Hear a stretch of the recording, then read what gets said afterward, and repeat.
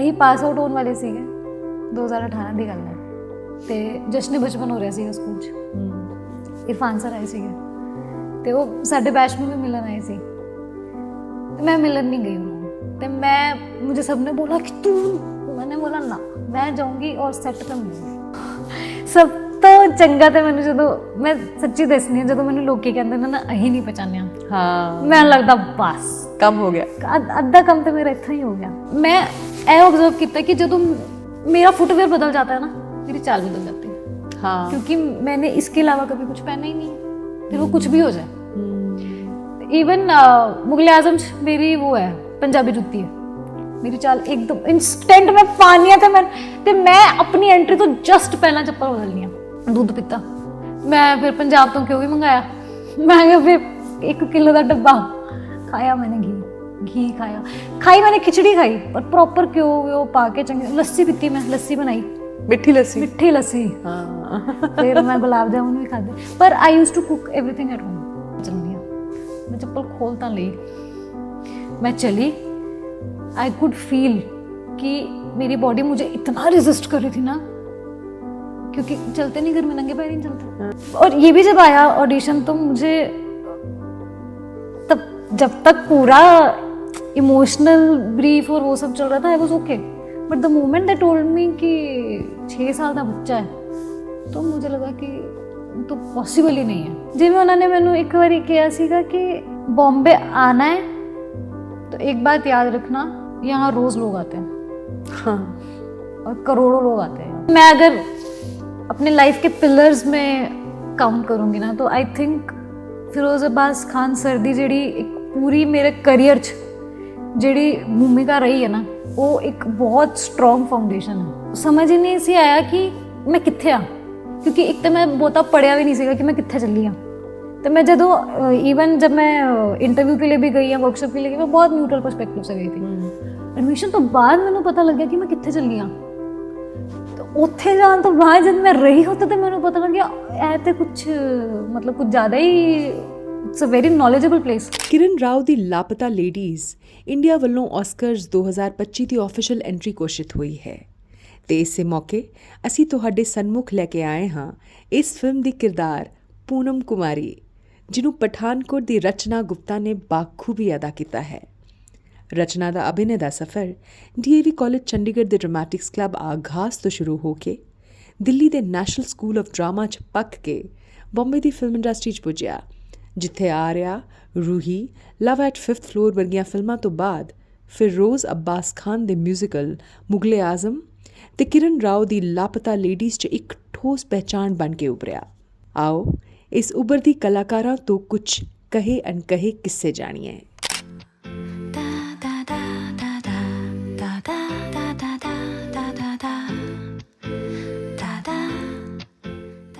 ਕਹੀ ਅਣਕਹੀ 'ਚ ਤੁਹਾਡਾ ਨਿੱਘਾ ਸਵਾਗਤ ਹੈ। ਇੱਥੇ ਕੋਸ਼ਿਸ਼ ਹੈ ਕਿ ਗੱਲਬਾਤ ਹੋਵੇ ਜ਼ਿੰਦਗੀ ਬਾਰੇ, ਉਹਦੇ ਸਬਕਾਂ ਬਾਰੇ ਤੇ ਆਪਣੀ ਅੰਦਰਲੀ ਤੇ ਬਾਹਰਲੀ ਦੁਨੀਆ ਨੂੰ ਨਿਖਾਰਨ ਬਾਰੇ। ਤੇ ਹਾਂ, ਤੁਹਾਡੀ ਸੋਚ ਤੇ ਤੁਹਾਡੇ ਸੁਝਾਅ ਸਿਰ ਮੱਥੇ ਤੇ।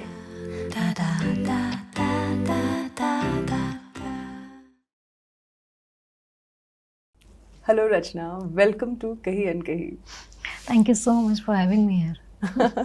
ਸਭ ਤੋਂ ਪਹਿਲਾਂ ਤਾਂ ਤੁਹਾਨੂੰ ਬਹੁਤ ਬਹੁਤ ਮੁਬਾਰਕਾਂ, ਪੂਰੀ ਲਾਪਤਾ ਲੇਡੀਜ਼ ਦੀ ਟੀਮ ਨੂੰ ਮੁਬਾਰਕਾਂ, क्योंकि लापता लेडीज़ वैसे तो सारे पता होना है लेकिन फिर भी let me tell my audience कि ऑस्कर्स 2025 दी इंडिया दी ऑफिशियल एंट्री है Laapataa Ladies, directed by Kiran Rao ji, and तुसी ओहदा एक बहुत अहम हिस्सा हो।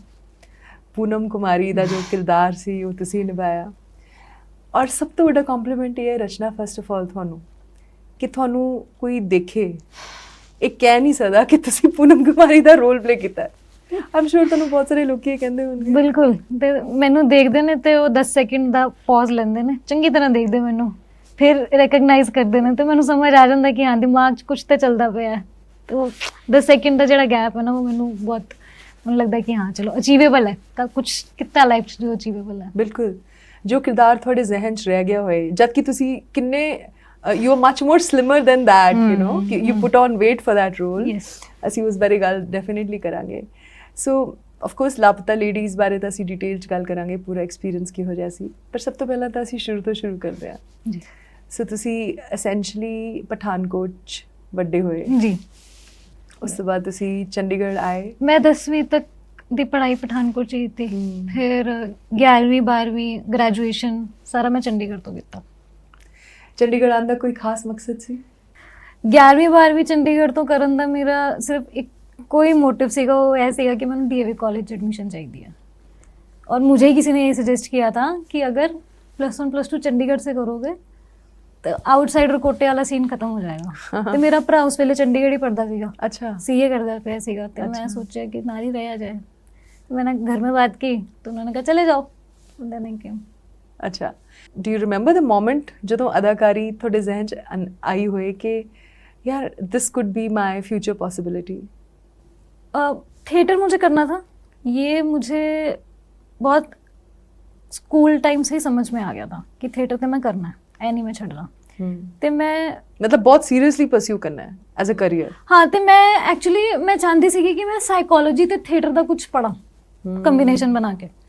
ਤੇ ਮੈਂ ਸੋਚਿਆ ਮੈਂ DAV ਕਾਲਜ ਐਡਮਿਸ਼ਨ ਲਾਉਂਗੀ ਤੇ मैं पढ़ाऊंगी साइकोलॉजी। अच्छा। तो नाल मैं करांगी theatre, then I will see कि इसका क्या बन सकता है कॉम्बीनेशन, कि मैं आगे उसके बारे में थोड़ा परसीव कर पाऊँ। तो असी जो कॉलेज में एडमिशन ਲਈ मैं आगाज़ ज्वाइन किया, तो आगाज़ की जी वर्कशॉप होंगी है ना, वो it's a very hardcore proper physical workshop. वही मेरा ख्याल है 10-10 किलोमीटर सुबह रनिंग करते हैं। अच्छा। बहुत फिजिकल हार्डकोर एकदम। और 15-20 दिन की जी वर्कशॉप सी ना, मैं पहली वर्कशॉप जी ज्वाइन की, मैंने लग गया कि कुछ होया है मेरे नाल। मतलब मैं इतनी अपने आप को मतलब एक सेल्फ कंसेप्ट और एक वो कि अपनी कैपेबिलिटीज़ पे आपको वो होने लगता है कि नहीं I can achieve something, I can do something. अच्छा। तो वो चलता रहा सिलसिला। फिर असीं यूथ फैसटीवल परफॉर्म किए। मैनू याद है ही मूड इंडिगो फैसटीवल होंदा, यूथ फैसटीवल का बॉम्बे होंदा, ਉਹਦੇ ਵਾਸਤੇ ਮੈਂ ਆਈ ਸੀਗੀ। ਤੇ ਉਹ ਸ਼ੋਅ ਕਰਨ ਤੋਂ ਬਾਅਦ ਮੈਨੂੰ ਪਿਊਸ਼ ਮਿਸ਼ਰਾ ਬਾਹਰ ਹੀ ਮਿਲਿਆ ਤੇ ਮੈਂ ਨਾਟਕ ਜਿਹੜਾ ਕੀਤਾ ਸੀਗਾ ਉਹਨਾਂ ਦਾ ਹੀ ਲਿਖਿਆ ਦਾ ਸੀਗਾ ਨਾਟਕ। ਉਹ ਇੱਕ पर्टिकुलर मोमेंट है ਜਿਹੜਾ ਮੈਨੂੰ ਲੱਗਿਆ कि हाँ अब हो सकता है कुछ, क्योंकि मुझे तब तक एक्टिंग से रिलेटेड ही कुछ करना ऐसा नहीं था। वो मुझे बाहर मिले और उन्होंने मुझे बोला कि तुम ना नेशनल स्कूल ऑफ ड्रामा के लिए अप्लाई कर दो, तुम्हारा हो जाएगा। और मैं तब ग्रेजुएशन 3rd ईयर में थी, तो मैं अप्लाई भी कर सकती थी क्योंकि मेरा बेसिक तो कंप्लीट हो चुका था। तो उन्होंने मुझे बोला, और ना उन्होंने बस ऐसे मुझे ऐसे आशीर्वाद से दिया और उन्होंने मुझे बोला दे दो। मैंने दिया, मेरा होगा। पीयूष मिश्रा का मतलब इतना बड़ा रोल है तुम्हारी जर्नी में, बहुत बड़ा। और उन्हीं का ही प्ले था जो हम परफॉर्म कर रहे थे, गगन दमामा बाजू। एग्जैक्टली। और उसमें वो जज थे। उस टाइम पे मैंने भगत सिंह की माँ का रोल किया था। इमेजिन इतनी छोटी उम्र में। तो वो उन्होंने मुझे बोला कि तुम इतनी यंग हो के भी you have pulled it of very well, go for it. अच्छा, खैर मैं भी हिंदी चली गई सी। सो मतलब ਇਹ ਤਾਂ ਸਾਰਿਆਂ ਨੂੰ ਪਤਾ ਹੈ ਕਿ ਪਿਊਸ਼ ਮਿਸ਼ਰਾ ਜੋ ਜਿਸ ਮਤਲਬ ਹਾਈਟ ਦਾ ਹਾਈਟ ਦੇ ਕਿਰਦਾਰ ਨੇ, ਐਕਟਰ ਹੈ ਜ਼ਬਰਦਸਤ, ਉਹਨਾਂ ਤੋਂ ਇਹ ਕੰਪਲੀਮੈਂਟ ਹੀ ਸੀ ਇੱਕ ਬਹੁਤ ਵੱਡਾ ਕਿ ਉਹ ਹਰ ਕਿਸੇ ਨੂੰ, ਇਹ ਤਾਂ ਸਭ ਨੂੰ ਪਤਾ ਹੈ ਕਿ ਹੀ ਡਜ਼ਨਟ ਮਿੰਸ ਹਿਸ ਵਰਡਸ। ਸੋ ਅਗਰ ਉਹਨਾਂ ਨੇ ਤੁਹਾਨੂੰ ਇਨਕਰੇਜ ਕੀਤਾ ਹੈ, ਬਹੁਤ ਵੱਡੀ ਪ੍ਰੋਮਿਸ ਦੇਖੀ ਹੋਏਗੀ ਔਰ ਉਹ ਅੱਗੇ ਚੱਲ ਕੇ ਅਸੀਂ ਦੇਖਿਆ ਹੀ ਹੈ। ਸੋ ਉਸ ਤੋਂ ਬਾਅਦ ਮੈਂ ਇਹ ਪੁੱਛਣਾ ਚਾਹੁੰਦੀ ਹਾਂ ਕਿ ਵੈਸੇ ਗਰੋਇੰਗ ਈਅਰਸ ਵਿੱਚ ਤੁਸੀਂ ਸਿਨੇਮਾ ਦਾ ਨਾਲ ਤੁਹਾਡਾ ਕੀ ਰਿਲੇਸ਼ਨਸ਼ਿਪ ਸੀ? ਮੇਰੇ ਘਰ 'ਚ ਸ਼ੁਰੂ ਤੋਂ ਹੀ ਪੁਰਾਣੀਆਂ ਫਿਲਮਾਂ, ब्लैक एंड वाइट फिल्म्स, दोस्ती और गुरुदत्त की सारी फिल्म्स मैंने देखी हैं। मेरे पापा बहुत देखते थे, तो मुझे बहुत कैप्टिवेटिंग लगता था। मतलब बाकी अगर मुझे कुछ करना है तो उसके लिए मतलब जो मेरा मन है इतना चंचल सीगा ना कि मैं बह ही नहीं सकती। पर मैं 3-3 घंटे बह के वन गोच फिल्म देख सकती थी। तो धीरे धीरे मैंने लगता वो ਵੱਧਦਾ ਹੀ ਗਿਆ। ਤੁਹਾਨੂੰ ਕੀ ਲੱਗਦਾ ਕਿ ਸਿਨੇਮਾ ਦੀ ਕਿਹੜਾ ਐਸਪੈਕਟ ਸੀ ਜਿਹਨੇ ਤੁਹਾਨੂੰ ਇੰਨਾ ਐਨਚੈਂਟ ਕੀਤਾ? ਤੇ ਜਦੋਂ ਅਸੀਂ ਸਟਰੀਟ ਪਲੇ ਕਰਦੇ ਸੀਗੇ ਨਾ, ਅਸੀਂ ਫਿਲਮਾਂ ਦੇਖਦੇ ਸੀਗੇ। ਮੈਨੂੰ ਯਾਦ ਆ ਮੈਂ ਇੱਕ ਫਿਲਮ ਦੇਖੀ ਸੀਗੀ, ਮਾਤਰਭੂਮੀ। ਹਾਂ, ਉਹ ਵੀ ਪਿਊਸ਼ ਮਿਸ਼ਰਾ ਜੀ ਦੀ ਹੀ ਲਿਖੀ ਹੋਈ ਫਿਲਮ ਹੈ। ਉਹ ਵੇਖ ਕੇ ਮੈਨੂੰ ਨਾ ਪਤਾ ਨਹੀਂ ਕਿਉਂ ਮੈਨੂੰ ਇਦਾਂ ਦਾ ਲੱਗਿਆ ਕਿ ਮੈਂ ਕੁਝ ਇਦਾਂ ਦਾ ਕਰਨਾ। ਮੈਨੂੰ उस टाइम पे, मतलब मैं अगर आज से अपने आप को उस टाइम पे कंपेयर करूँ, मुझे लगता है कुछ भी नहीं नॉलेज थी, कुछ भी नहीं पता था। बट वो ऐसी छोटी छोटी चीज़ें लाइफ में होती गई जो कहीं ना कहीं से एक पूरा एक थ्रेड वीविंग कड़ी बनती गई। तो वो फिर निकल ही गया बाद में कि मुझे समझ में आया कि अब और कुछ नहीं हो सकता, अब यही होगा। हाँ तो वो ऐसे बहुत सारे छोटे छोटे इंसिडेंट्स जिसमें लोग आके बोलते थे, कई बार रिकग्निशन मिलता था, तो लगता था कि हाँ कुछ हो सकता है। राइट अच्छा, फिर थोड़ा नेक्स्ट पड़ाव रहा जो कि बहुत ही प्रेस्टीजियस पड़ाव है, वो है ਨੈਸ਼ਨਲ ਸਕੂਲ ਆਫ ਡਰਾਮਾ। ਔਰ ਇਹ ਵੀ ਬਹੁਤ ਵੱਡੀ ਗੱਲ ਹੈ ਕਿ ਤੁਸੀਂ ਪਹਿਲੇ ਅਟੈਂਪਟ ਵਿੱਚ ਹੀ ਉਹਦੇ 'ਚ ਤੁਹਾਨੂੰ ਐਂਟਰੈਂਸ ਮਿਲ ਗਈ ਹੈ ਨਾ। ਤੁਹਾਡੀ ਕਲਾਸ ਵਿੱਚ ਸਿਰਫ 2 ਲੋਕੀ ਸੀ ਜਿਹੜੇ ਉਸ ਟਾਈਮ ਬੈਚ ਵਿੱਚ, ਸਿਰਫ ਤੁਸੀਂ 2 ਲੋਕੀ ਸੀ ਸ਼ਾਇਦ ਜੋ NSD 'ਚ ਡਾਇਰੈਕਟਲੀ ਆਏ ਸੀਗੇ, ਮਤਲਬ ਫਰਸਟ ਅਟੈਂਪਟ ਤੋਂ ਆਏ ਸੀ। And we were very young. ਹਾਂ, how old were you at that time? ਮੈਂ ਜਸਟ ਗ੍ਰੈਜੂਏਸ਼ਨ ਕੀਤੀ ਸੀ। ਹਾਂ, ਯੂ ਮਸਟ ਬੀ 21 22। ਮੇਰਾ 21ਵਾਂ ਜਨਮ ਦਿਨ ਮੈਂ NSD ਦੀ ਰਿਕਮੈਂਡੇਸ਼ਨ ਲੈਟਰ ਤੋਂ ਬਾਅਦ ਮਨਾਇਆ। ਵਾਹ। ਅੱਛਾ, ਹੁਣ NSD ਦੀ ਗੱਲ ਕਰਦੇ ਹਾਂ। ਸੋ NSD ਆਫ ਕੋਰਸ ਸਾਰਿਆਂ ਨੂੰ ਪਤਾ ਹੈ ਕਿ ਇੱਕ ਬਹੁਤ ਹੀ ਪ੍ਰੈਸਟੀਜੀਅਸ ਇੰਸਟੀਚਿਊਟ ਤਾਂ ਹੈ ਹੀ। ਤੁਸੀਂ ਜਦੋਂ ਉੱਥੇ ਪਹੁੰਚੇ ਤਾਂ NSD ਦਾ ਮਾਹੌਲ, ਉਹਦੇ 'ਚ ਕਿਹੜੀ ਚੀਜ਼ਾਂ ਹੈ ਜਿਹੜੀਆਂ ਤੁਹਾਨੂੰ ਮਤਲਬ ਸ਼ੌਕਿੰਗ ਵੀ ਲੱਗੀਆਂ ਹੋਣਗੀਆਂ ਔਰ ਜਿਹੜੀਆਂ ਤੁਹਾਨੂੰ ਬਹੁਤ ਐਕਸਾਈਟਿੰਗ ਲੱਗੀਆਂ? ਔਰ did you feel scared also? ਉਹ ਇੰਨੇ ਵੱਡੇ ਇੱਕਦਮ ਛੋਟੇ ਸ਼ਹਿਰ ਤੋਂ ਜਦੋਂ ਅਸੀਂ ਜਾਂਦੇ ਹਾਂ ਤਾਂ ਇੱਕ ਇਹੋ ਜਿਹੇ ਪ੍ਰੈਸਟੀਜੀਅਸ ਇੰਸਟੀਚਿਊਟ ਵਿੱਚ ਜਦੋਂ ਅਸੀਂ ਐਂਟਰ ਕਰਦੇ ਹਾਂ ਤਾਂ ਕਈ ਵਾਰ ਉਹ ਪੂਰਾ ਜੋ ਐਟਮੋਸਫੇਅਰ ਹੈ, ਕਿਉਂਕਿ ਬਹੁਤ ਡਿਫਰੈਂਟ ਰਿਹਾ ਹੁੰਦਾ ਹੈ ਸਾਡੀ ਉਦੋਂ ਤੱਕ ਦੀ ਜ਼ਿੰਦਗੀ ਤੋਂ ਪਹਿਲਾਂ ਦਾ, ਤੇ ਕਿ how was your reaction to NSD? ਸਭ ਤੋਂ ਪਹਿਲਾਂ ਜਿਹੜਾ ਮੇਰਾ ਨੋਸ਼ਨ ਟੁੱਟਿਆ ਹੋਇਆ ਸੀਗਾ ਕਿ ਜਦ ਮੈਂ ਪ੍ਰਿਪਰੇਸ਼ਨ ਬਾਰੇ ਧਿਆਨ ਦੇਣਾ ਸ਼ੁਰੂ ਕੀਤਾ, ਮੈਨੂੰ ਪਤਾ ਲੱਗਿਆ ਪੜ੍ਹਨਾ ਪੈਣਾ। ਤੇ ਮੈਂ ਸੋਚਿਆ ਸੀਗਾ ਕਿ ਗ੍ਰੈਜੂਏਸ਼ਨ ਤੋਂ ਬਾਅਦ ਮੇਰੀ ਪੜ੍ਹਾਈ ਖਤਮ। ਫਿਰ ਜਦੋਂ ਮੈਂ ਸਿਲੇਬਸ ਦੇਖਿਆ NSD ਦਾ, ਮੈਨੂੰ ਪਤਾ ਲੱਗਿਆ ਕਿ ਬਹੁਤ ਹੀ ਪੜ੍ਹਨਾ ਪੈਣਾ ਹੈ, ਤੇ ਮੈਂ ਕਦੇ ਪੜ੍ਹਿਆ ਹੀ ਨਹੀਂ ਸੀਗਾ। ਮੈਂ ਪੜ੍ਹਨਾ ਸ਼ੁਰੂ ਕੀਤਾ। वो टाइम था जब मेरी रीडिंग हैबिट डेवलप हुई। ਉਸ ਤੋਂ ਬਾਅਦ ਮਤਲਬ NSD ਦੇ ਐਂਟਰੈਂਸ ਵਾਸਤੇ ਵੀ ਬਹੁਤ ਪੜ੍ਹਨਾ ਪੈਂਦਾ ਹੈ। ਐਂਟਰੈਂਸ ਵਾਸਤੇ ਵੀ ਮੈਨੂੰ, ਔਰ ਮੈਂ ਆਪਣੀ ਲਾਈਫ 'ਚ ਜਿੰਨਾ ਉਸ ਵੇਲੇ ਪੜ੍ਹੀ ਆ ਨਾ, ਮੈਂ ਉਹਨਾਂ ਦੁਬਾਰਾ ਨਹੀਂ ਪੜ੍ਹ ਸਕਦੀ, ਇਹ ਮੈਨੂੰ ਪਤਾ ਹੈ। वो एक्सट्रीम था मेरा। अच्छा, बहुत सारी चीजें थी जो की पढ़ाई, मतलब की कुछ राइटर्स थे जिन्हां दी की कहंदे ने, मैं बेसिकली सच्ची दसां मैं हीर रांझा बारे, बलवंत गार्गी, किन्ने सारे साडे राइटर्स ने, मंटो, जिन्हां बारे मैं पढ़ना शुरू किया तो मैं सब कुछ ही पढ़ लिया, क्योंकि मैनू ऐ सीगा कि मैं इक्को वार च करना है, ਤੇ ਜੇ ਹੋਏਗਾ ਤੇ ਇੱਕੋ ਵਾਰੀ ਹੋਏਗਾ, ਕਸਰ ਕੋਈ ਨਹੀਂ ਜੇ ਛੱਡਣੀ। ਤੁਹਾਡੀ ਫੈਮਿਲੀ ਨੇ ਵੀ ਤੁਹਾਨੂੰ ਕਿਹਾ ਸੀ ਨਾ ਕਿ ਇੱਕੋ ਅਟੈਂਪਟ ਮਿਲੇਗਾ ਤੁਹਾਨੂੰ? ਮੇਰਾ ਪਾਪਾ ਨੇ ਮੈਨੂੰ ਕਿਹਾ ਸੀਗਾ ਇੱਕੋ ਵਾਰੀ ਜਾਣਾ, ਜੇ ਹੋਏਗਾ ਤਾਂ ਠੀਕ ਹੈ, ਨਹੀਂ ਤੇ ਦੇਖਾਂਗੇ ਕੀ ਕਰਨਾ। ਕਿਉਂਕਿ they wanted me to pursue my post graduation basically in psychology. But then I decided कि नहीं हो पाएगा, अब बस हो गई पढ़ाई। बट देन सब तो पहला नोशन तो मेरा ए टुटिया कि मैनू ए पता लग्या कि पढ़ना बहुत पैना है। उस तो बाद जान तो बाद भी मैनू ए पता लग्या कि हल्ले भी होर पढ़ना पैना है, ਤੇ ਉਹ ਪੜ੍ਹਾਈ ਕਦੇ ਖਤਮ ਨਹੀਂ ਹੋਈ, ਉਹ ਹੱਲੇ ਤੱਕ ਹੈ। ਤੇ ਇੱਕ ਉਹ ਚੀਜ਼ ਮੇਰੀ ਨਾਲ ਨਾ ਹਮੇਸ਼ਾ ਰਹਿ ਗਈ। ਮੈਨੂੰ ਅੱਜ ਵੀ ਲੱਗਦਾ ਜੇ ਮੈਂ ਇੱਕ ਕਿਤਾਬ ਪੜ੍ਹ ਲਈ ਤਾਂ ਮੈਨੂੰ ਲੱਗਦਾ ਮੈਂ ਪਤਾ ਨਹੀਂ ਮੈਂ ਲਾਈਫ 'ਚ ਕੁਛ ਤੇ ਗਰੋ ਕਰ ਗਈ ਹਾਂ। ਹਾਂ, ਇਹ ਉਹਨਾਂ ਮਤਲਬ NSD की एक ट्रेनिंग ने मेरे अंदर एक ये फाउंडेशन तो डाल ही दिया। दूसरा, बहुत छोटी सी जब मैं गई, आई वॉज ओनली 21, ਤੇ ਚੰਡੀਗੜ੍ਹ ਹੀ ਸੀਗਾ। ਚੰਡੀਗੜ੍ਹ ਤੋਂ ਬਾਅਦ ਕਦੇ ਚੰਡੀਗੜ੍ਹ ਸੀ ਤੁਹਾਡਾ ਐਕਸਪੋਜ਼ਰ? ਔਰ ਚੰਡੀਗੜ੍ਹ ਦਾ ਵੀ ਇੱਦਾਂ ਸੀਗਾ ਕਿ ਆਈ ਵਾਜ਼ ਇੰਡੀਪੈਂਡੈਂਟ, ਆਈ ਵਾਜ਼ ਨਾਟ ਡਿਪੈਂਡੈਂਟ, ਆਈ ਵਾਜ਼ ਇੰਡੀਪੈਂਡੈਂਟ। ਮੈਂ ਹੋਸਟਲ ਰਹੀ, ਮੈਂ ਆਪਣੇ ਭਰਾ ਨਾਲ ਰਹੀ। ਪਰ NSD ਜਾਣ ਤੋਂ ਬਾਅਦ ਮੈਂ ਦੇਖਿਆ ਕਿੰਨਾ टैलेंट है, मतलब इतना टैलेंट भरा पड़ा है सब में, इतना टैलेंट भरा पड़ा है। First year was a little bit tough for me, I would say. किवें कि मैनू ऐ लगता सीगा कि मेरे को पहले तो यही समझ नहीं आया कि मैं इतने टैलेंटेड लोगों के बीच में कैसे आ गई। अच्छा लग्या सी, मतलब नर्वसनेस होई सी ना? पहला दे 6 महीने ते मैनू समझ ही नहीं सी आया कि मैं कित्थे आ, क्योंकि एक तो मैं बहुता पढ़िया भी नहीं सीगा कि मैं कित्थे चली हाँ। तो मैं जदों इवन जब मैं इंटरव्यू के लिए भी गई या वर्कशॉप के लिए गई, मैं बहुत न्यूट्रल परस्पेक्टिव से गई थी। एडमिशन तो बाद मैनू पता लग गया कि मैं कित्थे चली हाँ। तो उत्थे जान तो बाद जब मैं रही होती तो मैंने पता लग गया ऐ ते कुछ मतलब कुछ ज़्यादा ही, it's a very knowledgeable place. पढ़ना शुरू किया, पढ़ाई रह गई मेरे नाल।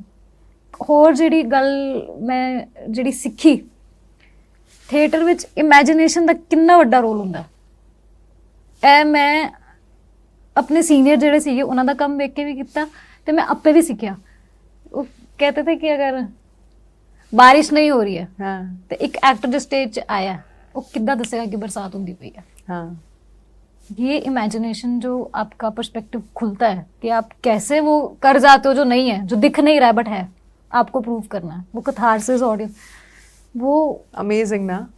कितने साल लगाए एनएसडी, कितने साल ਦਾ ਹੁੰਦਾ 3 ਇਅਰਸ ਲੱਗੇ ਨਾ ਪੂਰੇ।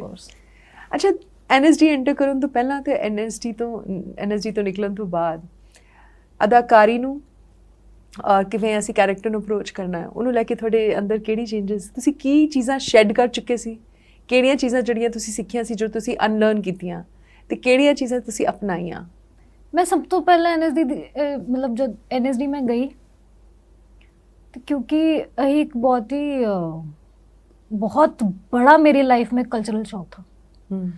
मैं जिस शहर से, जिस माहौल से गई थी और मैं जहाँ गई, क्योंकि उत्थे हर जगह दे लोकी, हाँ, हर रिलीजन दे लोकी, ते वो एक्सपोजर, मतलब सारे फेस्टिवल मनाए मैं, कोई मुझे कितने फेस्टिवल्स के तो नाम भी नहीं पता थे। मैं वहाँ जाके, क्योंकि सब हम लोग सब मनाते थे, तो वो रिलेशनशिप जब डेवलप होना शुरू हुआ धीरे धीरे, ते नाल एक जजमेंटल पर्सपेक्टिव जरा सीगा कि यही बहुत जल्दी चीज़ें ब्लैक एंड वाइट कर देनी।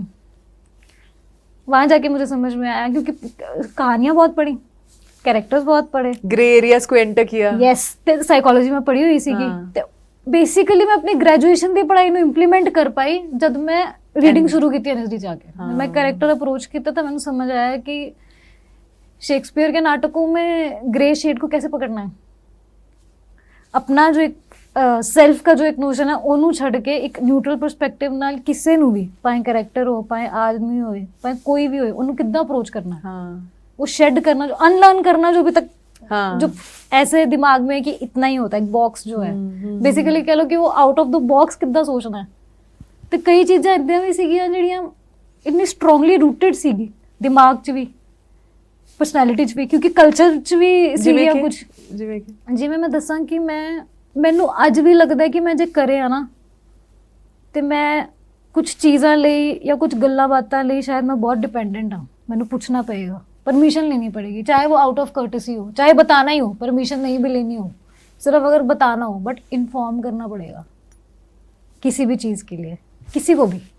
मैं आंसरेबिलिटी की बात नहीं कर रही हूँ, बट एक लाइफ के कुछ डिसीजंस के लिए आपको लगता है कि पूछ लो यार उनको क्या लगता है कि उनको, क्योंकि आपका खुद का लैक ऑफ इन्फॉर्मेशन नहीं है, आपका खुद का पर्सपेक्टिव अभी इतना स्ट्रांग नहीं है कि आप बात अपनी रखने लायक भी बन जाओ। एक्चुअली उम्र भी तो छोटी थी ना तुम्हारी। वो मैंने सीखा वो 3 साल, राइट, और मेरे आसपास के लोगों से भी मैंने बहुत सीखा।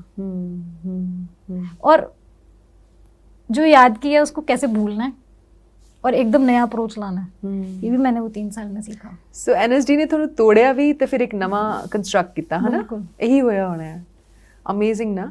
ਕਿਹੜੇ ਕਿਹੜੇ ਟੀਚਰਸ ਸੀਗੇ ਜਿਹੜੇ ਕਿ ਬਹੁਤ ਜਿਨ੍ਹਾਂ ਨੇ ਤੁਹਾਨੂੰ ਇਨਫਲੂਐਂਸ ਕੀਤਾ? ਮਤਲਬ त्रिपुरारी शर्मा मैम जी, ਉਹ ਸੀਗੇ, ਰੋਬਿਨ ਦਾਸ ਸਰ, ਉਸ ਤੋਂ ਬਾਅਦ ਅਨੁਰਾਧਾ ਕਪੂਰ, ਆਦਿਲ ਹੁਸੈਨ ਵੀ ਆਉਂਦੇ ਸੀ, फिर खालिद तैयब जी की क्लास वाज, ਤੇ ਉਹ ਸਮਝ ਆਉਂਦਾ ਸੀਗਾ ਕਿ ਇਹ ਕਲਾਸ 3rd ईयर ਚ ਕਿਉਂ ਹੈ, 1st ईयर ਚ ਕਿਉਂ ਨਹੀਂ ਹੈ, ਕਿਉਂਕਿ ਸ਼ਾਇਦ 1st ईयर ਚ ਉਹਦੇ ਦਾ ਇੱਡਾ ਸਮਝ ਨਾ ਆਏ ਕਿ ਕੀ ਹੈ ਕਲਾਸ। 3rd ईयर ਚ ਉਹ ਕਲਾਸ ਹੁੰਦਾ ਮਤਲਬ ਸਮਝ ਆਇਆ ਸੀਗਾ। ਅੱਛਾ, ਐਨਐਸਡੀ ਵਿੱਚ ਜਦੋਂ ਤੁਸੀਂ 3 ਸਾਲ ਗੁਜ਼ਾਰੇ, ਕਿਸ ਪੁਆਇੰਟ ਤੇ, ਕਿਸੇ ਪੁਆਇੰਟ ਤੇ ਡਿਸੀਜਨ ਲੈ ਲਿਆ ਸੀਗਾ ਕਿ ਮੈਂ ਫਿਲਮਾਂ 'ਚ ਜਾਣਾ ਹੈ ਕਿ ਥੀਏਟਰ ਹੀ ਕਰਨਾ ਹੈ? ਮੈਨੂੰ ਇਹ ਸੀਗਾ ਕਿ ਮੈਂ कुछ इदा का करना है जो बहुत सिलेक्टिव हो। हाँ, मुझे वो नहीं करना जो हर कोई कर रहा है। पता नहीं है क्यों था। मैंने कई बार अपने आप को इस चीज़ पे और इस पैरामीटर पे इंट्रोस्पेक्ट भी करने की कोशिश की कि कदे ऐसे नहीं कि ईगो है, ईगो कुछ कहता पे कुछ करना है, क्यों करना है, पर मैंने कदे उसका जवाब ही नहीं मिला कि मैं कुछ करना चाहती हूँ, पर मैं की करना चाहती हूँ। मैं लिखती भी सीगी, मैंने डायरेक्शन भी पसंद सी। ਲਿਖਦੇ ਮਤਲਬ ਪਲੇਜ਼ ਲਿਖਦੇ ਸੀ, ਸਟੋਰੀਆਂ ਲਿਖਦੇ ਸੀ। ਹਾਂ, ਫਿਰ ਤੇ ਮੇਰਾ ਮਨ ਐਵੇਂ ਕਰਦਾ ਸੀਗਾ ਕਿ ਮੈਂ ਆਪੇ ਪਰਫਾਰਮ ਕਰਾਂ, ਆਪੇ डायरेक्ट करा। तो मेरा एक टाइम पे क्योंकि इतना वो हो गया था ना, ओवरवेलमिंग, मुझे लग रहा था कि सब आने दो। एनएसडी ਦੀ ਗੱਲ ਖੂਬਸੂਰਤੀ ਇਹ ਵੀ ਹੈ ਨਾ ਕਿ ਉਹ ਤੁਹਾਨੂੰ ਸਾਰੇ ਐਸਪੈਕਟਸ ਵਿੱਚ ਟ੍ਰੇਨ ਕਰਦਾ है ना? कॉस्ट्यूम्स तो लेके सब कुछ। इवन 3rd ईयर में जब ऑलमोस्ट हम पास आउट होने वाले थे तो मुझसे पूछा भी था वाइवा में कि क्या करना है आगे, तो मैंने ये बोला था कि मुझे एक आर्टिस्ट बनना है। मैं अपने आप को किसी भी एक फ्रेम में नहीं देखना चाहती हूँ। जो मैं एज अ परफॉर्मर बहुत सारे ऐसे एस्पेक्ट्स हैं जो मैं समझना चाहती हूँ। जैसे मुझे लाइट कैसे होता है वो भी मुझे वो उतना ही अच्छा लगता है। इफ़ इट्स अबाउट सेट वो भी मुझे उतना ही वो पसंद आता। तो मैं कभी खुद को किसी उसमें वो कर ही नहीं पाई कि मैं हाँ I am very good at this. No, management भी हो जाती है, सेट भी बना लेने हैं, स्क्रिप्ट भी लिख लेने हैं, गाने भी पा लेने हैं, सब कुछ कर लेने हैं। तो इतना ਤਾਂ ਸੀਗਾ ਇਹੋ ਜਿਹਾ ਸੀ। ਸੋ NSG ਤੋਂ ਇਮੀਡੀਏਟਲੀ ਬਾਅਦ ਤੁਸੀਂ ਬੰਬੇ ਜਾਣ ਦਾ ਡਿਸੀਜਨ ਲਿੱਤਾ? ਕੀ ਸੋਚ ਕੇ ਲਿੱਤਾ? ਮਤਲਬ ਮੈਂ 2018 ਅਗਸਤ ਵਿੱਚ ਪਾਸ ਆਊਟ ਹੋਈ ਤੇ ਮੈਂ ਅਕਤੂਬਰ 2018 ਅਕਤੂਬਰ ਤੱਕ ਮੈਂ ਬੰਬੇ ਸ਼ਿਫਟ ਕਰ ਗਈ। ਅੱਛਾ, ਪਤਾ ਨਹੀਂ ਕੀ ਹੋਇਆ। ਤੇ financially you were backed well, ਮਤਲਬ ਤੁਹਾਨੂੰ ਉਹਦਾ ਫਿਕਰ ਨਹੀਂ ਸੀ ਕਿ ਤੁਸੀਂ ਕੀ ਸੋਚਿਆ ਕਿ how will you go about it? Financially तो मैं कदे भी नहीं सोचा। मेरी फैमिली मेरे लिए इन्नी सपोर्टिव रही शुरू तो ही कि मैनू उन्होंने मतलब मैं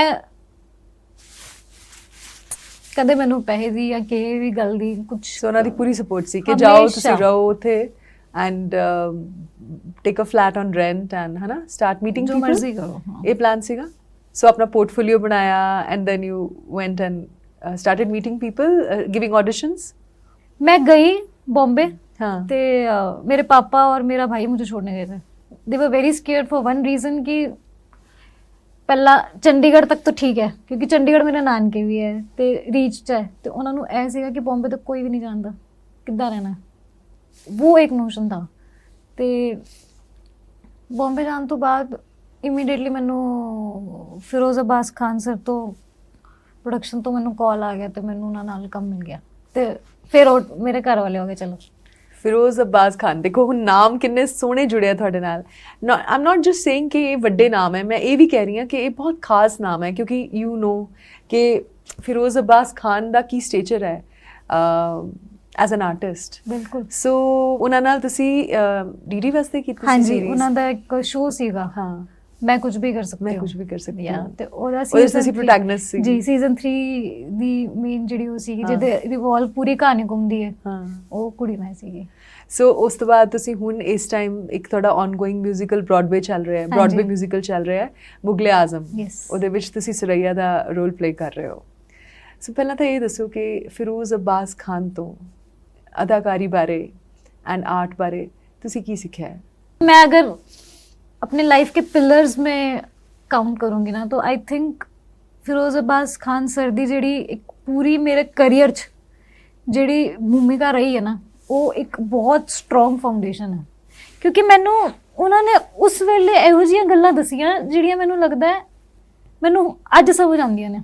ਲਾਈਕ ਜਿਵੇਂ ਉਹਨਾਂ ਨੇ ਮੈਨੂੰ ਇੱਕ ਵਾਰੀ ਕਿਹਾ ਸੀਗਾ ਕਿ बॉम्बे आना है तो एक बात याद रखना, यहाँ रोज़ लोग आते हैं।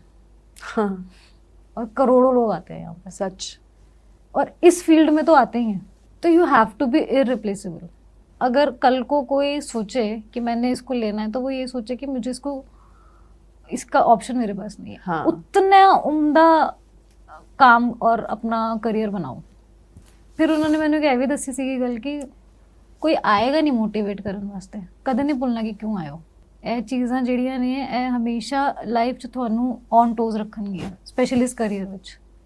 ਰਿਲੈਕਸ ਨਹੀਂ ਹੋ ਸਕਦੇ ਤੁਸੀਂ। हाँ, ਤੇ and I feel so blessed. वो जब भी मुझसे मिलते हैं, अभी हम जैसे अभी शोज करते हैं कुछ करते हैं, वो हमेशा मुझे एक बुक गिफ्ट करते हैं एवरी टाइम।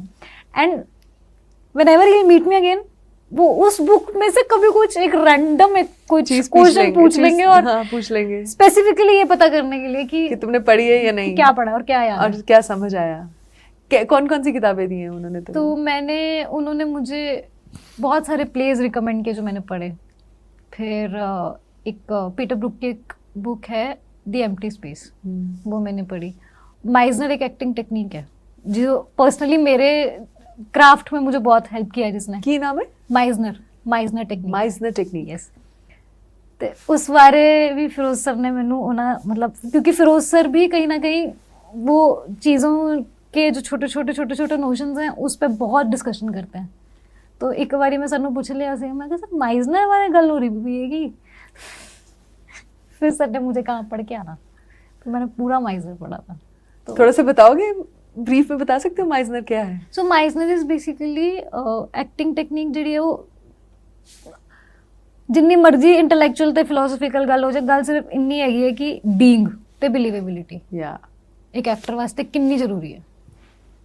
ਸੁਣਨਾ ਆਪਣੇ ਕੋ ਐਕਟਰ ਨੂੰ ਤੇ ਤੁਸੀਂ ਇਹ ਮੰਨਣਾ Respond ਕਿ ਕਰਨਾ। ਤੁਸੀਂ ਜਿੱਥੇ ਹੋ ਉੱਥੇ ਹੋ।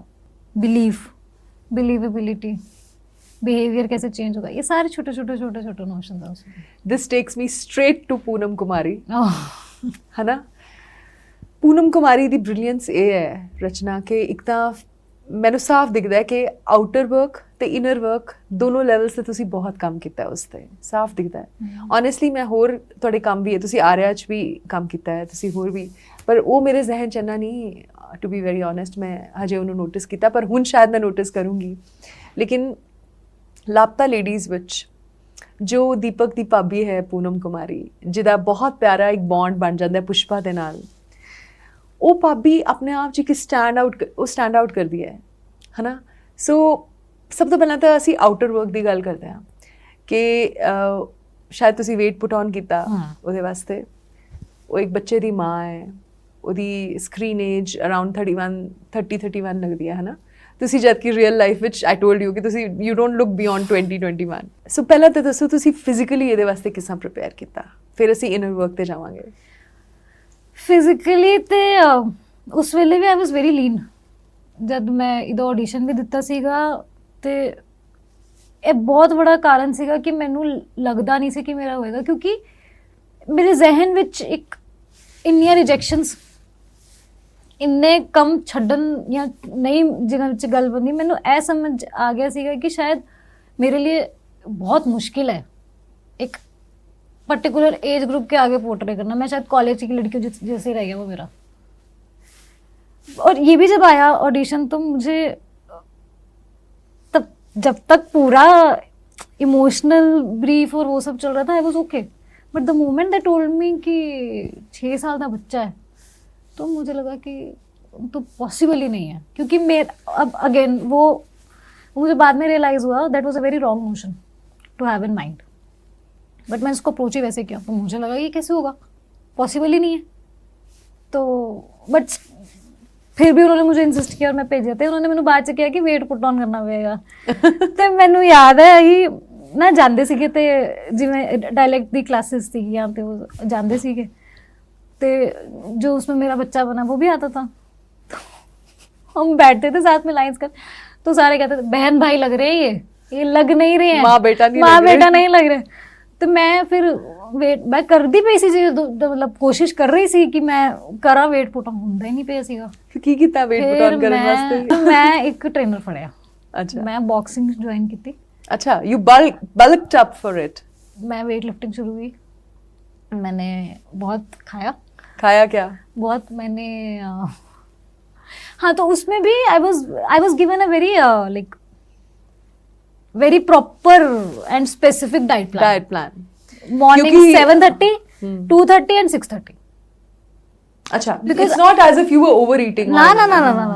But I was eating the right foods. हाँ, but I was very particular in what I have to eat. So ਕੀ ਖਾਦਾ? ਤੇ ਮੈਂ ਕੀ ਕਹਿੰਦੇ, ਮੈਂ ਸਵੇਰੇ because I'm a non-vegetarian. ਅੱਛਾ, ਤੇ ਮੈਂ ਫਿਰ ਮਟਨ ਵੀ ਖਾਦਾ, ਕਬਾਬ ਸਵੇਰੇ ਨਹੀਂ ਦੁਪਹਿਰੀ ਤੇ ਈਵਨਿੰਗ ਚ। ਈਵਨਿੰਗ ਵੀ I used to eat around 5:30 and 6। ਉਹਦੇ ਬਾਅਦ ਮੈਂ ਕੁਝ ਨਹੀਂ ਖਾਂਦੀ ਸੀਗੀ। अच्छा, टास्क यही था क्योंकि because I wanted to shed it off also very quickly later on, मुझे करना था। so you took more protein than हाँ, तो वो उन्होंने कुछ तो and then we started keeping a track, मतलब आफ्टर एवरी वीक ਇੱਕ ਵਾਰੀ ਚੈੱਕ ਕਰਦੇ ਸੀਗੇ ਕਿ ਕਿੰਨਾ ਚੜਿਆ, ਫਿਰ ਕੁਝ ਚੀਜ਼ਾਂ ਘਟਾਉਂਦੇ ਸੀਗੇ, ਫਿਰ ਵਧਾਉਂਦੇ ਸੀਗੇ, ਫਿਰ ਕਰਦੇ ਸੀਗੇ। ਤੇ ਫੈਟਨਿੰਗ ਚੀਜ਼ਾਂ ਕਿਹੜੀਆਂ ਖਾਦੀਆਂ? ਮਤਲਬ ਐਕਚੁਅਲੀ ਇਹ ਵੀ ਬੜਾ ਇੰਟਰਸਟਿੰਗ ਲੱਗਦਾ ਮੈਨੂੰ ਕਿ ਫਿਲਮਾਂ ਵਾਸਤੇ ਜਦੋਂ ਐਕਟਰ ਸਾਡੇ ਬਲਕ ਅਪ ਹੁੰਦੇ ਆ, that is different from putting on weight because you're supposed to put on weight at the right places. Yes. You can't go like crazy, है ना?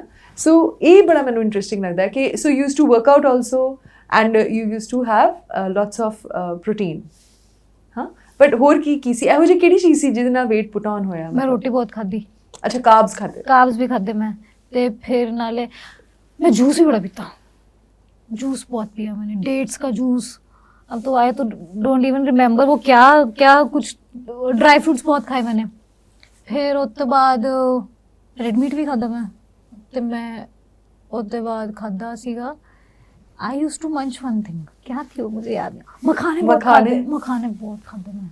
पर ये तो सारा हेल्दी फूड है, मतलब दूध पीता मैं, फिर पंजाब तो क्यों भी मंगाया मैं क्या, फिर 1 किलो का डब्बा खाया मैंने, घी खाया, खाई मैंने खिचड़ी खाई पर प्रॉपर क्यों वो पा के चंगी, लस्सी पीती मैं, लस्सी बनाई, मिठी लस्सी। हाँ फिर मैं गुलाब जामुन भी खाते, पर I used to cook everything at home.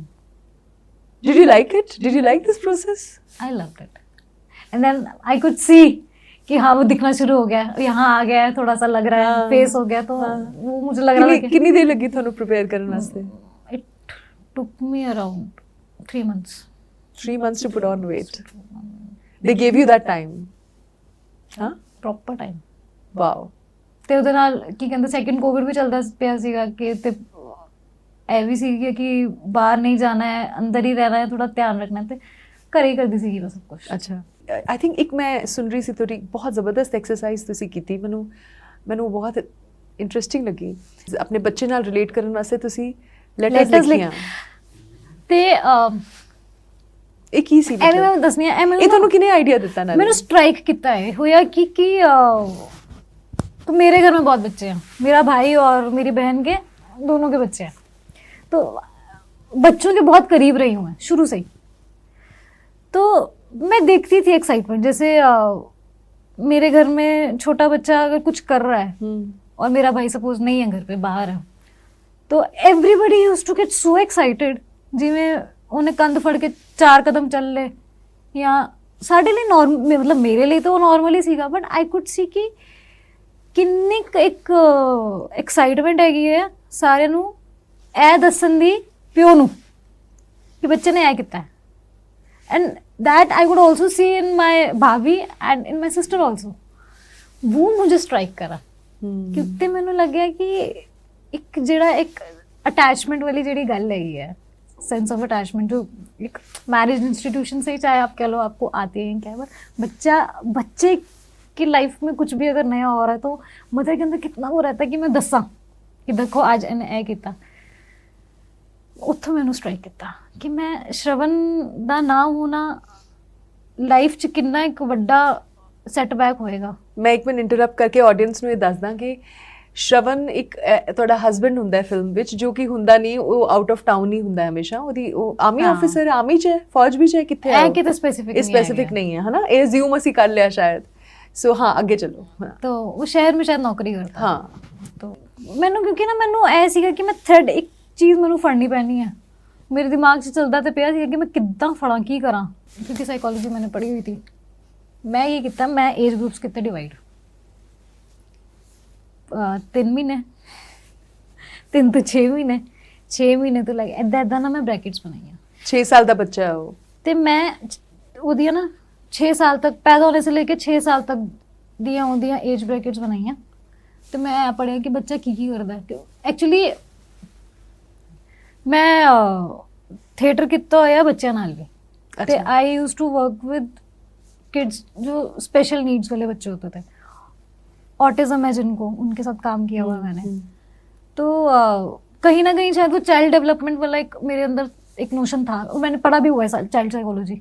तो मैं उन्होंने ही फिर फड़िया, तो मैं फिर लेटर्स लिखने शुरू किए जिस मैं दस्या कि अज ए किया, अज भी ये किया। मतलब ये लेटर्स तुसी जिवें अपने हस्बैंड नू लिख रहे हो? कि मैं एज अ पूनम लिख रही हां। हाँ, मतलब मैं पूनम ही हां ਜਦੋਂ मैं लिखदी पई हां, ਤੇ ਮੈਂ ਦੱਸਦੀ ਪਈ ਹਾਂ ਕਿ ਅੱਜ ਸ਼ਰਵਨ ਨੇ ਕੀ ਕੀਤਾ। ਤੁਹਾਨੂੰ ਕੀ ਲੱਗਦਾ ਕਿ ਇਸ ਐਕਸਰਸਾਈਜ਼ ਨਾਲ ਤੁਹਾਨੂੰ ਕੀ ਬੜੀ ਇੰਟਰਸਟਿੰਗ ਗੱਲ ਹੈ ਕਿ ਇਹਦੇ ਨਾਲ ਤੁਹਾਨੂੰ ਤੁਹਾਡੇ ਅੰਦਰ ਕੀ ਚੇਂजेस ਆਈਆਂ? ਮਤਲਬ you started feeling like a mother. I started feeling कि एक वॉइड होना लाइफ 'ਚ, एक शादीशुदा औरत ਦੇ ਜੀਵਨ 'ਚ ਇੰਨੀਆਂ ਰਿਸਪੌਂਸਿਬਿਲਿਟੀਜ਼, ਇੰਨਾ ਸਭ ਕੁਝ, ਤੇ ਆਪਣੇ ਪੇਰੈਂਟਸ ਨਾਲ ਰਹਿ ਰਹੀ ਹੈ ਔਰ ਉਹਨਾਂ ਦੇ ਰੂਲਸ ਫੋਲੋ ਕਰ ਰਹੀ ਹੈ, ਤੇ ਸਾਰਿਆਂ ਦੇ ਕੋਈ ਕੰਮ ਇਦਾਂ ਦਾ ਨਹੀਂ ਹੈਗਾ ਜਿਹੜਾ ਉਹ ਬੇਮਨ ਨਾਲ ਕਰਦੀ ਪਈ ਹੈ। ਸਾਰੇ ਹਰ ਚੀਜ਼ 'ਚ ਉਹ ਆਪਣਾ 100% ਦਿੰਦੀ ਪਈ ਹੈ। ਤੇ ਮੈਨੂੰ ਲੱਗਦਾ ਸੀਗਾ ਕਿ ਇਮੋਸ਼ਨਲ ਗਰਾਊਂਡ ਜਿਹੜਾ ਹੈਗਾ, ਕਿਉਂਕਿ ਇਹ ਚੀਜ਼ਾਂ ਛੁਪਾਉਂਦੀ ਹੈ, ਸ਼ੀ ਇਜ਼ ਆਰਟਿਸਟ, ਉਹ ਦੱਸਦੀ ਨਹੀਂ ਹੈਗੀ, ਕਿਸੇ ਨੂੰ ਨਹੀਂ ਪਤਾ। ਉਹ ਕਹਿੰਦਾ ਨਾ ਕਿ ਫਿਲਮ में भी बोलता है कि वो नीचे लेमन की गोली छुपाती है मम्मी, नीचे पापा का फोटो छुपाती है। तो मैं सोचा कि फिर वो इधर मतलब अपने इमोशंस बचा के रख दिए। इंट्रोवर्ट है। इंट्रोवर्ट है क्योंकि किहदे नाल गल करेगी, किहनूं दसेगी। ਤੇ ਉਹ ਇਹ ਸਾਰੀਆਂ ਚੀਜ਼ਾਂ ਨੂੰ ਫਿਰ ਮੈਂ ਨਾ ਥੋੜਾ ਕੈਟਾਗਰਾਈਜ਼ ਕਰਕੇ ਥੋੜਾ ਉਹਦੇ ਬਾਰੇ ਸੋਚ ਕੇ ਕਿ ਕਿੱਦਾਂ ਹੁੰਦਾ ਹੋਏਗਾ। ਔਰ it's a very slow paced life. ਅਸੀਂ ਜਿੱਥਾਂ ਦੇ ਰਹਿਣ ਵਾਲੇ ਲੋਕੀ ਨੇ, ਸਾਡੇ ਤਾੜ ਮੁਕਾਓ ਖਤਮ। ਤੇ ਉੱਥੇ ਦੇ ਲਾਈਫ ਵੀ ਕਿੰਨੀ ਸਲੋ। ਇੱਕ ਘਰ 'ਚ ਜੇ ਇੱਕ ਬਜ਼ੁਰਗ ਹੈਗਾ ਜਿਹੜਾ ਬਿਸਤਰ 'ਚ ਹੀ ਹੈ, ਬਿਸਤਰ ਤੇ ਹੀ ਹੈ, ਦਾਦੂ ਦੱਦਾ ਜਿਹੜੇ ਨੇ, ਦੱਦਾ ਉਹਨਾਂ ਦਾ 3 ਟਾਈਮ ਦਾ ਖਾਣਾ ਸਭ ਕੁਝ ਦੇਖਦੀ ਹੋਏਗੀ ਕਿਉਂਕਿ ਇਹੀ ਕਰਦੀ ਕੰਮ ਸਾਰਾ, ਰਿਸਪੌਂਸਿਬਿਲਿਟੀ ਹੈ ਇਹਦੇ ਤੇ ਸਾਰਿਆਂ ਨਾਲ ਕਿੱਦਾਂ ਕੀ ਕੰਮ ਨੇ, ਕੀ ਕਰਦੀ ਹੋਏਗੀ। ਤੇ ਕਿਉਂਕਿ ਸੱਸ ਤੇ ਦਾਦੀ ਸੱਸ ਦਾ ਰਿਲੇਸ਼ਨ ਵੀ ਥੋੜਾ ਖੱਟਾ ਮਿੱਠਾ ਜਿਹਾ, ਉਹਦੇ 'ਚ ਖੁਦ ਨੂੰ ਕਿੱਦਾਂ ਪਲੇਸ ਕਰਦੀ ਹੈ ਕਿ ਇਹਨਾਂ ਨੂੰ ਵੀ ਬੁਰਾ ਨਾ ਲੱਗੇ, ਇਹਨਾਂ ਨੂੰ ਵੀ ਬੁਰਾ ਨਾ ਲੱਗੇ। ਤਾਂ ਉਹ ਸਾਰੀਆਂ ਚੀਜ਼ਾਂ ਸਾਰਾ ਬੈਠ ਕੇ ਤੁਸੀਂ ਸੋਚਦੇ ਰਹੇ, ਇਨਰ ਵਰਕ ਕੀਤਾ ਸਾਰਾ। ਔਰ ਵਰਕਸ਼ਾਪ ਵਿੱਚ ਵੀ ਹਿੱਸਾ ਸੀਗਾ ਕਿ ਇਹ ਸਾਰਾ ਸਿਰਫ ਤੁਹਾਡਾ ਪਰਸਨਲ ਇਨਰ ਵਰਕ ਸੀ? ਤੇ ਮੈਂ I used to discuss all this with Kiran ma'am ਕਿ ਮੈਂ, ਕਿਉਂਕਿ ਸਭ ਤੋਂ ਵੱਡੀ ਮੈਨੂੰ ਜਿਹੜੀ ਪ੍ਰੋਬਲਮ, ਜਾਂ ਮੈਂ ਪ੍ਰੋਬਲਮ ਤੇ ਨਹੀਂ ਕਹਾਂ, problem is a wrong word, challenge ਵੀ, ਤੇ ਮੈਨੂੰ ਇਹ ਸੀਗਾ ਕਿ ਮੈਂ I want to put more of inner work in the character। ਉਹਦਾ ਸਭ ਤੋਂ ਵੱਡਾ ਕਾਰਨ ਇਹ ਵੀ ਹੈਗਾ ਕਿ पूनम दी लाइफ च बहुत सारिया चीज़ां ने जो शायद एज अ रचना मुझे प्रॉब्लमेटिक लग सकती है, हाँ, या बट पूनम नूं नहीं लगती। वो बड़ी कंफर्टेबल है ਉਹਦੇ ਵਿੱਚ। ਤੇ ਉਹ ਕੰਫਰਟ ਕਿੱਦਾਂ ਢੂੰਡਣਾ ਹੈ ਕਿ ਉਹ ਨਾ ਦਿਖੇ, ਉਹ ਬਿਹੇਵੀਅਰ ਚ ਆਣਾ ਪਏਗਾ। ਉਹਦੇ ਜਿੱਦਾਂ ਜਿਸ ਤਰੀਕੇ ਨਾਲ ਉਹ ਸਾਹ ਲੈਂਦੀ ਹੈ ਉਸ ਤਰੀਕੇ ਚ ਆਏਗਾ, ਜਿੰਨੀ ਉਹ ਰਿਲੈਕਸ ਹੈਗੀ ਹੈ। ਬਿਲਕੁਲ। ਕਿੱਦਾਂ ਫੜੇਗੀ? She so easy, she so warm, and she ਸਭ ਤੋਂ ਸੋਹਣੀ ਗੱਲ ਮੈਂ ਜਿਵੇਂ ਤੁਹਾਨੂੰ ਆਂਦੇ ਹੀ ਦੱਸੀ ਕਿ ਪੂਨਮ ਵਿੱਚ ਕੋਈ ਬਿਟਰਨੈਸ ਨਹੀਂ ਹੈ, ਉਹਦੇ 'ਚ ਕੋਈ ਸ਼ਿਕਾਇਤ ਹੀ ਨਹੀਂ ਹੈ। ਔਰ ਇਹੋ ਜਿਹੇ ਕੈਰੈਕਟਰਸ ਨਾ ਬਹੁਤ ਇੰਟਰੀਗਿੰਗ ਲੱਗਦੇ ਹੈ ਜਿਹੜੇ ਆਪਣੇ ਆਪ ਨੂੰ ਛੁਪਾ ਕੇ ਰੱਖ ਰਹੇ ਹੁੰਦੇ ਹੈ। ਸੋ ਇਹ ਬਹੁਤ ਜ਼ਬਰਦਸਤ ਮੇਰੇ ਖਿਆਲ ਨਾਲ ਕਿਰਦਾਰ ਸੀ। ਔਰ ਅਮੇਜ਼ਿੰਗ ਗੱਲ ਇਹ ਹੈ ਕਿ ਤੁਸੀਂ ਉਹਦੀ ਬਾਡੀ ਲੈਂਗੁਏਜ ਫੜੀ, ਜਦ ਕਿ ਤੁਸੀਂ ਖੁਦ ਪਿੰਡ ਵਿੱਚ ਕਦੇ ਨਹੀਂ ਰਹੇ। ਕਦੇ ਨਹੀਂ ਰਹੀ, ਮੈਂ ਕਦੇ ਗਈ ਨਹੀਂ ਪਿੰਡ। ਹਾਂ, ਉਹ ਫਿਰ ਜਦ ਪਹਿਲੀ ਵਾਰ ਮੈਂ ਸੈੱਟ ਤੇ ਗਈ ਤੇ ਉਹ ਤੇ as a part of exercise I wanted to just roam around. ਤੇ ਉਹਨਾਂ ਨੇ ਸਾਰਾ ਸਾਨੂੰ ਦਿਖਾਇਆ ਕਿ ਇਹ ਘਰ ਹੈਗਾ ਹੈ। ਤੇ मैं सोचा मैं ना एक बारी, क्योंकि थिएटर करते थे तो ये सेट को थोड़ा फील करने के लिए थोड़ा आउट, तो मैं सोचा मैं ना पैदल नंगे पैर चलनी। मैं चप्पल खोलता ली, मैं चली। आई कुड फील कि मेरी बॉडी मुझे इतना रेजिस्ट कर रही थी ना, क्योंकि चलते नहीं घर में, नंगे पैर ही नहीं चलते। ऐसी छोटी छोटी कितनी चीज़ें थी जो मुझे ऐसे रिस्ट्रिक्ट कर रही थी कि तो वो सब चीज़ें कैसे अचीव की हैं धीरे धीरे और वो हो गई। ਤੁਸੀਂ ਬਹੁਤ ਸੋਹਣੀ ਗੱਲ ਬੋਲੀ ਰਚਨਾ। ਇਹਦੇ 'ਚ ਬਹੁਤ ਵੱਡੀ ਗੱਲ ਉੱਭਰ ਕੇ ਆਉਂਦੀ ਹੈ ਕਿ ਲੋਕਾਂ ਨੂੰ ਲੱਗਦਾ ਕਿ ਹਾਂ, ਮਤਲਬ ਜਿਹੜੇ ਆਮ ਆਡੀਅנס ਹੈ, ਜਿਹੜੇ ਨਹੀਂ ਜਾਣਦੇ ਕਿ ਐਕਟਰ ਦਾ ਇੱਕ ਇੰਟਰਨਲ ਪ੍ਰੋਸੈਸ ਕੀ ਹੁੰਦਾ ਔਰ ਐਕਟਰ ਕੀ ਹੁੰਦਾ ਹੈ। ਮੈਨੂੰ ਲੱਗਦਾ ਐਕਟਰ ਹੋਣਾ ਜ਼ਿੰਦਗੀ ਨੂੰ ਹੋਰ ਖੁੱਲ੍ਹ ਕੇ ਜੀਣਾ ਹੁੰਦਾ ਹੈ ਨਾ, ਔਰ ਇਹ ਐਕਟਿੰਗ ਹੀ ਤੁਹਾਨੂੰ ਸਿਖਾਉਂਦੀ ਹੈ। ਔਰ ਮੇਰੇ ਖਿਆਲ ਨਾਲ ਮੈਂ ਤੁਹਾਨੂੰ ਕੁਐਸਚਨ ਪੁੱਛਦੀ ਹਾਂ ਇਹ ਕਿ ਐਕਟਰ ਹੋਣ ਨੇ ਤੁਹਾਡੇ ਅੰਦਰ ਐਜ਼ ਅ ਹਿਊਮਨ ਬੀਇੰਗ ਕੀ ਦਿੱਤਾ ਹੈ, ਤੁਹਾਨੂੰ ਕੀ ਦਿੱਤਾ ਹੈ, ਤੁਹਾਡੇ ਅੰਦਰ ਕਿਹੜੀ ਚੀਜ਼ਾਂ ਕ੍ਰੀਏਟ ਕੀਤੀਆਂ ਹੋਰ ਜਾਂ ਹੋਰ ਖੋਲ੍ਹੀਆਂ ਤੁਹਾਡੇ ਅੰਦਰ? ਮੈਨੂੰ ਸਭ ਤੋਂ ਵੱਡਾ ਨੋਸ਼ਨ ਜਿਹੜਾ ਮੈਂ ਕਹਾਂ, ਜਿਹੜਾ ਮੈਂ ਸਿੱਖਿਆ ਤੇ ਜਿਹੜਾ ਮੇਰੇ ਨਾਲ ਰਹੇਗਾ, ਜਿੰਨਾ ਚਿਰ ਮੈਂ ਰਵਾਂਗੀ ਉਹਨਾਂ ਚਿਰ ਮੇਰੇ ਨਾਲ ਰਹੇਗਾ, ਉਹ ਹੈਗੀ ਹੈ ह्यूमैनिटी। वो मुझसे कोई नहीं अब छीन सकता। वो मुझे पता लग गया कि वो अब एकदम रुड़ चुकी हुई है अंदर। ਤੇ ਅਗੇਨ ਜਿਹੜੀ ਮੈਂ ਗੱਲ ਕੀਤੀ ਸੀ ਕਿ ਪਹਿਲਾਂ ਵੀ ਸਹੀ ਗਲਤ ਵਾਲਾ ਨੋਸ਼ਨ ਰਿਹਾ ਹੀ ਨਹੀਂ ਹੈ ਉਹਦੇ ਬਾਅਦ 'ਚ। ਜਜਮੈਂਟ ਨਹੀਂ, ਤੇ ਹੁਣ ਜਜਮੈਂਟਲ ਹੋਣਾ ਨਹੀਂ। ਦੂਜੀ ਜਿਹੜੀ ਵੱਡੀ ਗੱਲ ਹੈ ਉਹ ਹੈਗੀ ਕਿ ਮੈਂ ਕਿਉਂਕਿ ਪੜ੍ਹਿਆ ਮੈਂ ਸਾਈਕੋਲੋਜੀ 'ਚ ਕਿ ਇੰਟਰੋਸਪੈਕਟ ਕਰਨਾ ਕਿੰਨਾ ਜ਼ਰੂਰੀ ਹੈ, ਸੈਲਫ ਬਾਰੇ ਪੜ੍ਹਨਾ ਕਿੰਨਾ ਜ਼ਰੂਰੀ ਹੈ, ਉਹ ਸਭ ਮੈਂ ਪੜ੍ਹਿਆ। ਤੇ ਜੇ ਮੈਂ ਕਿਸੇ ਨਾਲ ਡਿਸਕਸ ਵੀ ਕਰਾਂ ਤੇ ਮੈਂ ਉਹਨਾਂ ਨੂੰ ਬਿਲਕੁਲ ਦੱਸ ਸਕਦੀ ਕਿ ਤੁਸੀਂ ਇਹ ਕਰੋ, ਪਰ ਉਹ ਖੁਦ इम्प्लीमेंट कितना होएगा। मतलब रात को आप एक बार बैठो और आप सोचो कि आज आपने दिन में एज एन एक्टर या एज एन आर्टिस्ट क्या किया, ये सवाल रोज पूछना पड़ेगा खुद से। जिस दिन आपके पास जवाब नहीं होगा उस दिन आपको नींद नहीं आएगी। मेरे ख्याल से ਮੇਰੇ ਖਿਆਲ ਨਾਲ ਮੈਂ ਪੰਜਾਬੀ ਤੋਂ ਆਫ ਟਰੈਕ ਹੋ ਜਾਂਦੀ ਹਾਂ। ਮੇਰੇ ਖਿਆਲ ਨਾਲ ਮੇਰੇ ਸਿਰਫ ਐਜ਼ ਐਨ ਐਕਟਰ ਤੁਸੀਂ ਕੀ ਕੀਤਾ ਜ਼ਿਆਦਾ, I think as a human being ਤੁਸੀਂ ਕੀ ਕੀਤਾ ਹੈ, ਸ਼ਾਇਦ ਉਹ ਵੀ ਇੱਕ ਬਹੁਤ ਹੀ ਐਸੈਂਸ਼ੀਅਲ ਕੁਐਸਚਨ ਹੈ ਸੌਣ ਤੋਂ ਪਹਿਲਾਂ। ਸੋ ਜਿੰਨੀ ਤੁਹਾਨੂੰ ਇਹ ਤੁਸੀਂ ਇਹ ਐਗਰੀ ਕਰਦੇ ਹੋ ਕਿ ਐਕਟਰ ਹੋਣ ਨੇ ਤੁਹਾਨੂੰ ਬਹੁਤ ਬਾਰੀਕੀ ਨਾਲ ਜ਼ਿੰਦਗੀ ਨੂੰ ਐਕਸਪੀਰੀਅੰਸ ਕਰਨਾ ਸਿਖਾਇਆ ਹੈ। ਬਿਲਕੁਲ, ਉਹਦੇ ਨਾਲ ਨਾਲ ਜਿਵੇਂ ਤੁਸੀਂ ਦੱਸਿਆ ਕਿ ਮਤਲਬ you are aware of the resistance in you, and ਅਸੀਂ ਅਗਰ ਇਸ ਚੀਜ਼ ਨੂੰ ਲੈ ਕੇ ਅਵੇਅਰ ਹੋ ਜਾਈਏ ਕਿ ਸਾਡੇ ਅੰਦਰ ਕਿਹੜੇ ਬਲੌਕਸ ਹੈ, ਕਿਹੜੀਆਂ ਵਾਲਸ ਹੈ ਜਿਹੜੀਆਂ ਅਸੀਂ ਸਾਨੂੰ ਤੋੜਨ ਦੀ ਲੋੜ ਹੈ। ਮੈਨੂੰ ਲੱਗਦਾ ਹਰ ਕਦਮ ਤੇ ਸਾਡੇ ਅੰਦਰ ਕੁਝ ਵਾਲਸ ਹੈ ਜੋ ਅਸੀਂ ਬ੍ਰੇਕ ਨਹੀਂ ਕਰਦੇ, ਅਸੀਂ ਕੰਫਰਟ ਜ਼ੋਨ 'ਚ ਹੀ ਰਹਿੰਦੇ ਹਾਂ। You agri with that? ਬਿਲਕੁਲ ਬਿਲਕੁਲ। ਸੋ ਐਕਟਰ ਹੋਣ 'ਚ ਜਿਵੇਂ ਤੁਸੀਂ ਕਿਸੇ ਇੰਟਰਵਿਊ 'ਚ ਕਹਿ ਰਹੇ ਸੀਗੇ ਕਿ ਪੂਨਮ ਦਾ ਤੁਹਾਡੇ ਤੋਂ ਬਿਲਕੁਲ ਆਪੋਜ਼ਿਟ ਕਿਰਦਾਰ ਹੋਣਾ ਹੀ ਇੱਕ ਰੀਜ਼ਨ ਸੀ ਜਿਹਦੇ ਕਾਰਨ ਤੁਸੀਂ ਇਹਨੂੰ ਐਕਸੈप्ट ਕੀਤਾ, है ना? किरण मैम डायरेक्ट कर रहे हैं आमिर खान प्रोडक्शन, ये तो मुझे कितनी देर बाद पता चला था। इवन व्हेन मैंने जो फोन भी आया तो उन्होंने मैंने दसिया कि लॉक हो गया तो फाइनल हो गया, मैंने यही नहीं याद सीगा कि मैं ऑडिशन किहड़ा भेजिया होया। मैंने कितना टाइम लगे ध्यान च लाने लई कि किहदे बारे गल हुई है। मैनू ए पता लग गया कि होया, पर होया किहदा है ए मैनू समझण च कितनी देर लगी। ते सैल्फ अंडरस्टैंडिंग मैनू लगता है कि बहुत ज़रूरी है, बहुत ज़रूरी है। इंट्रोस्पैक्ट करना लाइफ दे हर फैसले च, तुसी अपने हर काम दा जदों जिम्मा लैन तक इन्ने समझदार हो जाओगे ना लाइफ च, तुसी ए कहो कि हाँ मैं I am responsible, self concept आपका इंप्रूव होता है। साइकोलॉजी दी स्टडी ने तुहानू बहुत हेल्प की है ऑल थ्रू? All through. मतलब मोटा अगर मैं पूछा कि साइकोलॉजी दी स्टडी दे किहड़े एस्पेक्ट्स ने तुहानू किरदारां नू समझण च मदद की है? ਤੇ ਮੈਂ ਸਭ ਤੋਂ ਵੱਡੀ ਜਿਹੜੀ ਗੱਲ ਮੈਂ ਸਿੱਖੀ ਸੀਗੀ ਕਿ ਵਲਨਰੇਬਿਲਿਟੀ।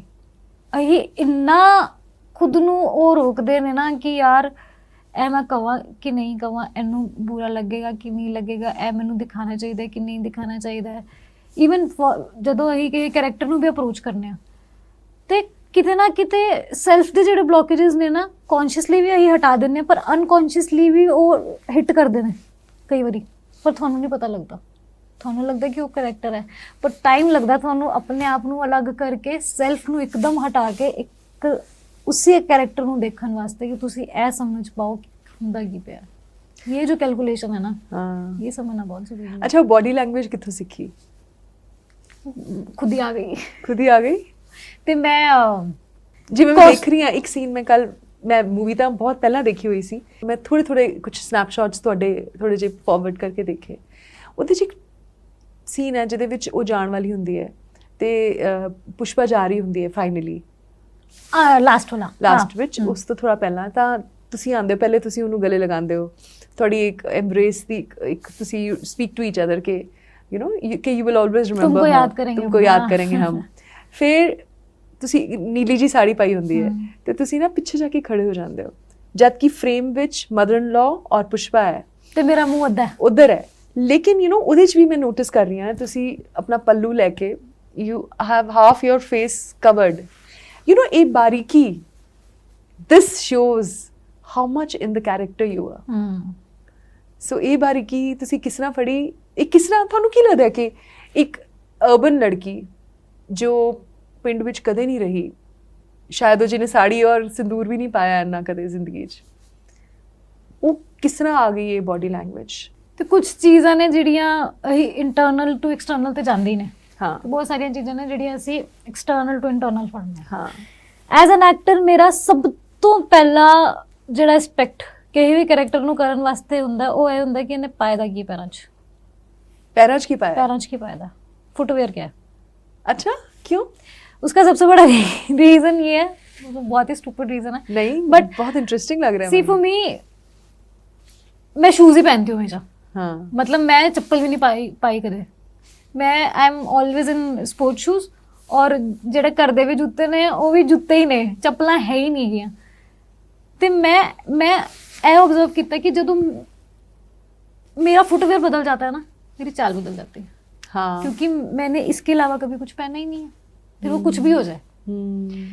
इवन मुगल आजम मेरी वो है, पंजाबी जुत्ती है मेरी चाल, एकदम इंस्टेंट में पानी ते मैं अपनी एंट्री तो जस्ट पहला चप्पल बदलनी है, उस तो पहला मेरा कॉस्ट्यूम मेकअप सब हो जाए, पर जदों मैं अपने जूते बदल लेना ये सब मतलब है बस हो गया। वाओ, सब दा अपना अपना एक पर्सनल टेक्निक होती है।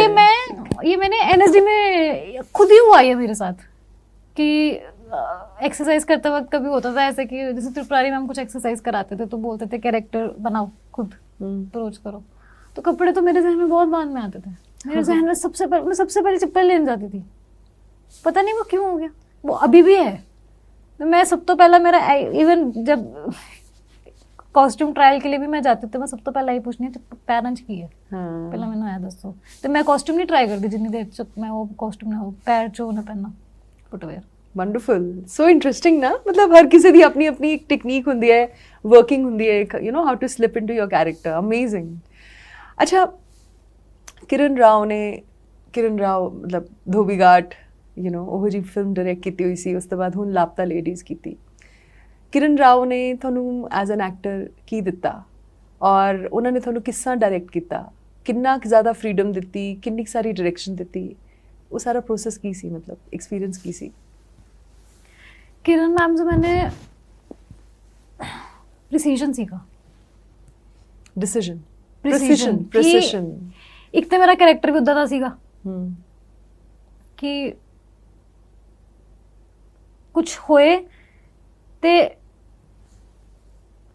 ਉਹਨੂੰ ਨਾ ਇੰਨਾ ਖਟਕੇ ਜਿੰਨਾ ਦੇਖਣ ਵਾਲਿਆਂ ਨੂੰ ਖਟਕੇ, नॉट इन टर्म्स ऑफ कि फैमिली को खटके, बट कुछ ऐसा हो कि उसने वही जो हम बात कर रहे थे कि शायद मतलब बेसिकली वो सह जाए लेकिन इफेक्ट ऑडियंस होए, इतना एक्सेप्ट कर लिया है। हाँ। पर वो एक्सेप्टेंस में भी कुछ होना पड़ेगा, वो तरस नहीं हो सकता, हर बार तो तरस नहीं हो सकता, प्यार होना चाहिए, प्यार होना चाहिए, एक उसकी अपनी जो एक इनोसेंस है उसकी, हाँ, जो बबलू में भी है, हाँ, फॉर दैट मैटर। हाँ, बबलू के बच्चा है उस सेंस में नहीं, चेहरे में और उसके बॉडी लैंग्वेज में भी है वो इनोसेंस, और वो मुझे लगता है उसको पूनम से ही मिली है, माँ से ही आई है उसके अंदर, क्योंकि वो शायद सबसे ज्यादा करीब अपनी माँ के ही है, हाँ, उस पूरे परिवार में। तो मैं भूल गया हम क्या बात कर रहे थे, प्रिसिशन दी गल कर रहे। हाँ, कि किरण मैम से तो मैंने किन्नी वधिया ते किन्नी गूढ़ी हुई वो स्क्रिप्ट होनी है जिहदे विच एक पंक्चुएशन दी भी गलती नहीं आई।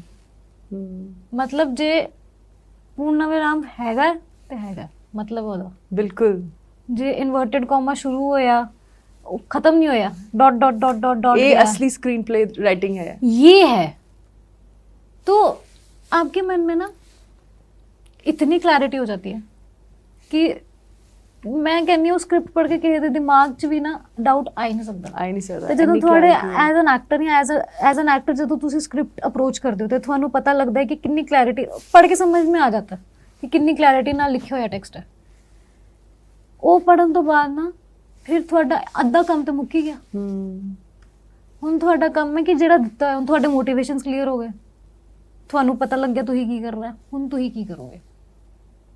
ਉਹ ਜਿਹੜੀ ਗੱਲ ਹੈਗੀ ਹੈ ਨਾ ਉਹ ਮੈਨੂੰ ਉਹ ਰਹਿ ਗਈ ਮੇਰੇ ਨਾਲ, ਮੈਂ ਹੱਲੇ ਵੀ ਸੋਚਦੀ ਹਾਂ ਨਾ ਕਈ ਵਾਰੀ ਤੇ ਮੈਨੂੰ ਇੱਕ ਚੀਜ਼ ਮੈਨੂੰ ਹੱਲੇ ਤੱਕ ਯਾਦ ਹੈ ਕਿ ਉਹ ਕਿੱਦਾਂ ਕੀਤਾ ਸੀਗਾ, ਉਹਨੂੰ ਇੰਪਰੋਵਾਈਜ਼ ਤੇ ਇੰਪਰੋਵਾਈਜ਼ੇਸ਼ਨ ਖੁੱਲ ਕੇ, ਕਿਉਂਕਿ ਤੇ ਇੰਪਰੋਵਾਈਜ਼ੇਸ਼ਨ ਵੀ ਮੈਨੂੰ ਲੱਗਦਾ ਇਹ ਇਸ ਕਰਕੇ ਕਰ ਪਾਏ क्योंकि ये समझ पाए कि उन्होंने की चाहिए, वो उन्होंने इतने अच्छे से हमें समझाया और कोई डिस्कशन होती थी ये वर्कशॉप्स के दौरान। अप्रोच डिफरेंट हो सकता था, approach towards certain situation that I can understand, वो अलग हो सकता क्योंकि दो अलग दिमाग वाले लोग काम करते पे ने तो होना ही है, पर फिर भी उन्होंने समझाने के तरीके इन्नी क्लैरिटी सीगी ते इन्नी प्रिसीजन उन्नी जी गल, बहुत ज़्यादा इधर उधर का कुछ नहीं, इतना सा 1 लाइनर या 2 लाइनर में बात खत्म, आपको समझ में आ जाएगा वो क्या बोल रहे हैं।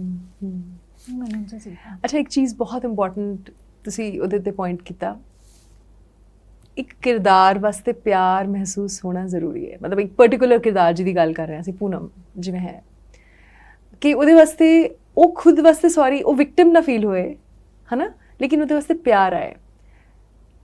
ਡੂ ਯੂ ਐਗਰੀ ਰਚਨਾ ਕਿ ਐਕਟਿੰਗ ਕਦੇ-ਕਦੇ ਸਿਰਫ ਤੁਹਾਡੇ ਅੰਦਰ ਦੀ એનર્ਜੀ ਹੀ ਹੁੰਦੀ ਹੈ ਸਿਰਫ, ਕਿ ਅਸੀਂ ਉਹ એનર્ਜੀ ਅਗਰ ਆਪਣੇ ਅੰਦਰ ਕ੍ਰੀਏਟ ਕਰ ਲਈਏ, ਸਮਝ ਲਓ ਅੱਛਾਈ ਦੀ ਔਰ ਅੱਛੇਪਨ ਦੀ ਔਰ ਪਿਆਰ ਦੀ, ਤਾਂ ਉਹ એનર્ਜੀ ਹੀ ਲੀਪ ਆਊਟ ਹੋ ਕੇ ਆਡੀਅנס ਵੱਲ ਚਲੀ ਜਾਏਗੀ। Do you what I'm trying to ask you is ਕਿ ਤੁਸੀਂ ਅਦਾਕਾਰੀ ਨੂੰ ਆਪਣੇ ਅੰਦਰ ਦੀ એનર્ਜੀ ਜਾਂ ਇਮੋਸ਼ਨਸ ਨਾਲ ਵੀ ਡੀਲ ਕਰਦੇ ਹੋ, ਅੱਛਾਈ ਨਾਲ ਡੀਲ ਕਰਦੇ ਹੋ, ਅੱਛਾਈ ਨਾਲ ਰਿਲੇਟ ਕਰਦੇ ਹੋ? ਅੱਛਾਈ ਨਾਲ ਰਿਲੇਸ਼ਨ ਤੇ ਹੈਗਾ, ਤੇ ਮੈਨੂੰ ਐ ਲੱਗਦਾ ਹੈ ਕਿ ਜਿਹੜੀ ਇਨੋਸੈਂਸ ਵਾਲੀ ਜਿਹੜੀ ਗੱਲ ਹੈ ਨਾ, ਜਾਂ ਜਿਹੜੀਆਂ ਬਾਕੀਆਂ ਇਹ ਗੱਲਾਂ, ਮੈਨੂੰ ਲੱਗਦਾ ਉਹ ਤੁਹਾਨੂੰ ਕਲੀਅਰ ਹੋਣਗੀਆਂ ਜਦੋਂ ਤੁਹਾਨੂੰ ਇਹ ਸਮਝ ਆਏਗਾ ਕਿ ਤੁਹਾਡੇ ਆਸ-ਪਾਸ ਦੇ ਜਿੰਨੇ ਵੀ ਕਿਰਦਾਰ ਨੇ ਉਹਨਾਂ ਨਾਲ ਤੁਹਾਡਾ ਰਿਸ਼ਤਾ ਕਿੱਦਾਂ ਦਾ ਹੈ। ਇੱਕ ਵਾਰ ਤੁਹਾਨੂੰ ਉਹ ਕਲੀਅਰ ਹੋ ਗਿਆ, ਤੁਹਾਨੂੰ ਪਤਾ ਲੱਗ ਗਿਆ ਕਿ ਇਸ ਇਨਸਾਨ ਦੇ ਅੰਦਰ ਕੋਈ ਵੀ ਨੈਗੇਟਿਵ ਇਮੋਸ਼ਨ ਨਹੀਂ ਹੈ। ਜਿਵੇਂ ਬਹੁਤ ਮੈਨੂੰ ਲੱਗਦਾ ਹੈ ਬਹੁਤ ਟ੍ਰਿਕੀ ਸੀਗਾ ਕਿ ਪੂਨਮ बेचारी हो सकती ਸੀ, ਬਿਲਕੁਲ, ਔਰ ਲੇਕਿਨ ਉਹ बेचारी ਬਿਲਕੁਲ ਵੀ ਨਹੀਂ ਹੈ, ਔਰ ਵਹੀ ਟਾਸਕ था। ਇਹੀ ਇਸੇ ਚ ਹੀ ਤੁਹਾਡੀ ਬ੍ਰਿਲੀਅੰਸ ਹੈ। ਉਹੀ ਸਭ ਤੋਂ ਵੱਡੀ ਹੋ ਸੀਗੀ ਕਿ ਵਿਕਟਿਮ ਨਹੀਂ ਹੈ, ਵਿਕਟਿਮ ਨਹੀਂ ਹੈ ਉਹ she is ਬਿਲਕੁਲ not we. a victim, not she at is all. empowered in her own way. Yes. she does not really need to वो- live like Pushpa also. और जो वो कर रही है वो हर कोई नहीं कर सकता। हाँ। तो शायद उसकी वो वही ब्यूटी है। that's why she's so extraordinary. ਕਿ ਇੰਨੀ ਜ਼ਬਰਦਸਤ ਆਰਟਿਸਟ ਹੈ, ਉਹਦੇ ਚ ਕਿੰਨੇ ਟੈਲੈਂਟਸ ਹੈ, ਪਰ ਉਹਦੇ ਚ ਐਂਬਿਸ਼ਨ ਨਹੀਂ ਹੈ। ਤੇ ਜਦੋਂ ਉਹਨੂੰ ਕਹਿੰਦੀ ਹੈ ਕਿ वो जो पूछते हैं कि ये आपने बनाया, तो वो बोलती है हाँ। पहली बार अपने पति का नाम लेती है, हाँ कि श्रवण कुमार। हाँ तो वो बोलती है कि कला तो सबको जो वो पूरा सीन है तो ये तो अपने आप आ जाती है। तो वो बोलती है अपने आप आ जाती तो सबको आती ना। तो वो सुनती है वो बात उसने जो बोली, और वो बात वो रजिस्टर करती है। तो इसका मतलब ये है कि बेवकूफ़ नहीं है, समझ उसको पता है उसको सब कुछ, बट कहीं ना कहीं उसका वो इनोसेंस ही है जो उसको वो प्ले कर जाती है और ले जाती है अपने साथ सब कुछ। ਅਮੇਜ਼ਿੰਗ ਅਮੇਜ਼ਿੰਗ ਰਚਨਾ, ਮੈਨੂੰ ਸੁਣ ਕੇ ਬਹੁਤ ਚੰਗਾ ਲੱਗ ਰਿਹਾ ਕਿ ਆਈ ਥਿੰਕ ਇਹ ਬਾਰੀਕੀਆਂ ਜੋ ਆਈਆਂ ਇਹ ਆਗਾਜ਼ ਤੋਂ ਆਈਆਂ ਔਰ ਉਸ ਤੋਂ ਬਾਅਦ ਐਨਐਸਡੀ ਤੋਂ ਆਈਆਂ ਐਂਡ ਆਲਸੋ ਯੋਰ ਓਨ, ਮੇਰੇ ਖਿਆਲ ਨਾਲ ਕਿ ਮੈਨੂੰ ਲੱਗਦਾ ਕਿ ਬਹੁਤ ਸਾਰੇ ਐਕਟਰਸ, ਸ਼ਾਇਦ ਬਹੁਤ ਸਾਰੇ ਸੀਨੀਅਰ ਐਕਟਰਸ ਵੀ, ਮਤਲਬ ਉਹਨਾਂ ਨੂੰ ਸੁਣਨ ਦੀ ਲੋੜ ਹੈ ਕਿ ਇਨਰ ਵਰਕ ਕਿੰਨਾ ਇੰਪੋਰਟੈਂਟ ਹੈ, ਵਰਕਿੰਗ ਕਿੰਨੀ ਇੰਪੋਰਟੈਂਟ ਹੈ ਇੱਕ ਕਿਰਦਾਰ ਨੂੰ ਅਪਰੋਚ ਕਰਨਾ। ਐਂਡ ਸੋ ਲਾਪਤਾ ਲੇਡੀਜ਼ ਨੇ ਤੁਹਾਡੇ ਲਈ ਬਹੁਤ ਦਰਵਾਜ਼ੇ ਖੋਲ੍ਹੇ ਹੋਣਗੇ ਹੋਰ। ਹਾਂਜੀ। कुछ दसना चाहते हो कि अच्छा are you getting the kind of work जो तुसी चाहते हो? हाँ, ये मेरे साथ एक बहुत अच्छा हो गया कि because I always use to think कि मैं पता नहीं मैं बॉम्बे च रह के कि बहुत ज़्यादा अपने आप को लेके एम आई गेटिंग क्रिटिकल कि am I like introspecting a lot कि मैं हर कम बारे मेरा क्यों नहीं अंदरों मेरे हुंदा है। ते मैं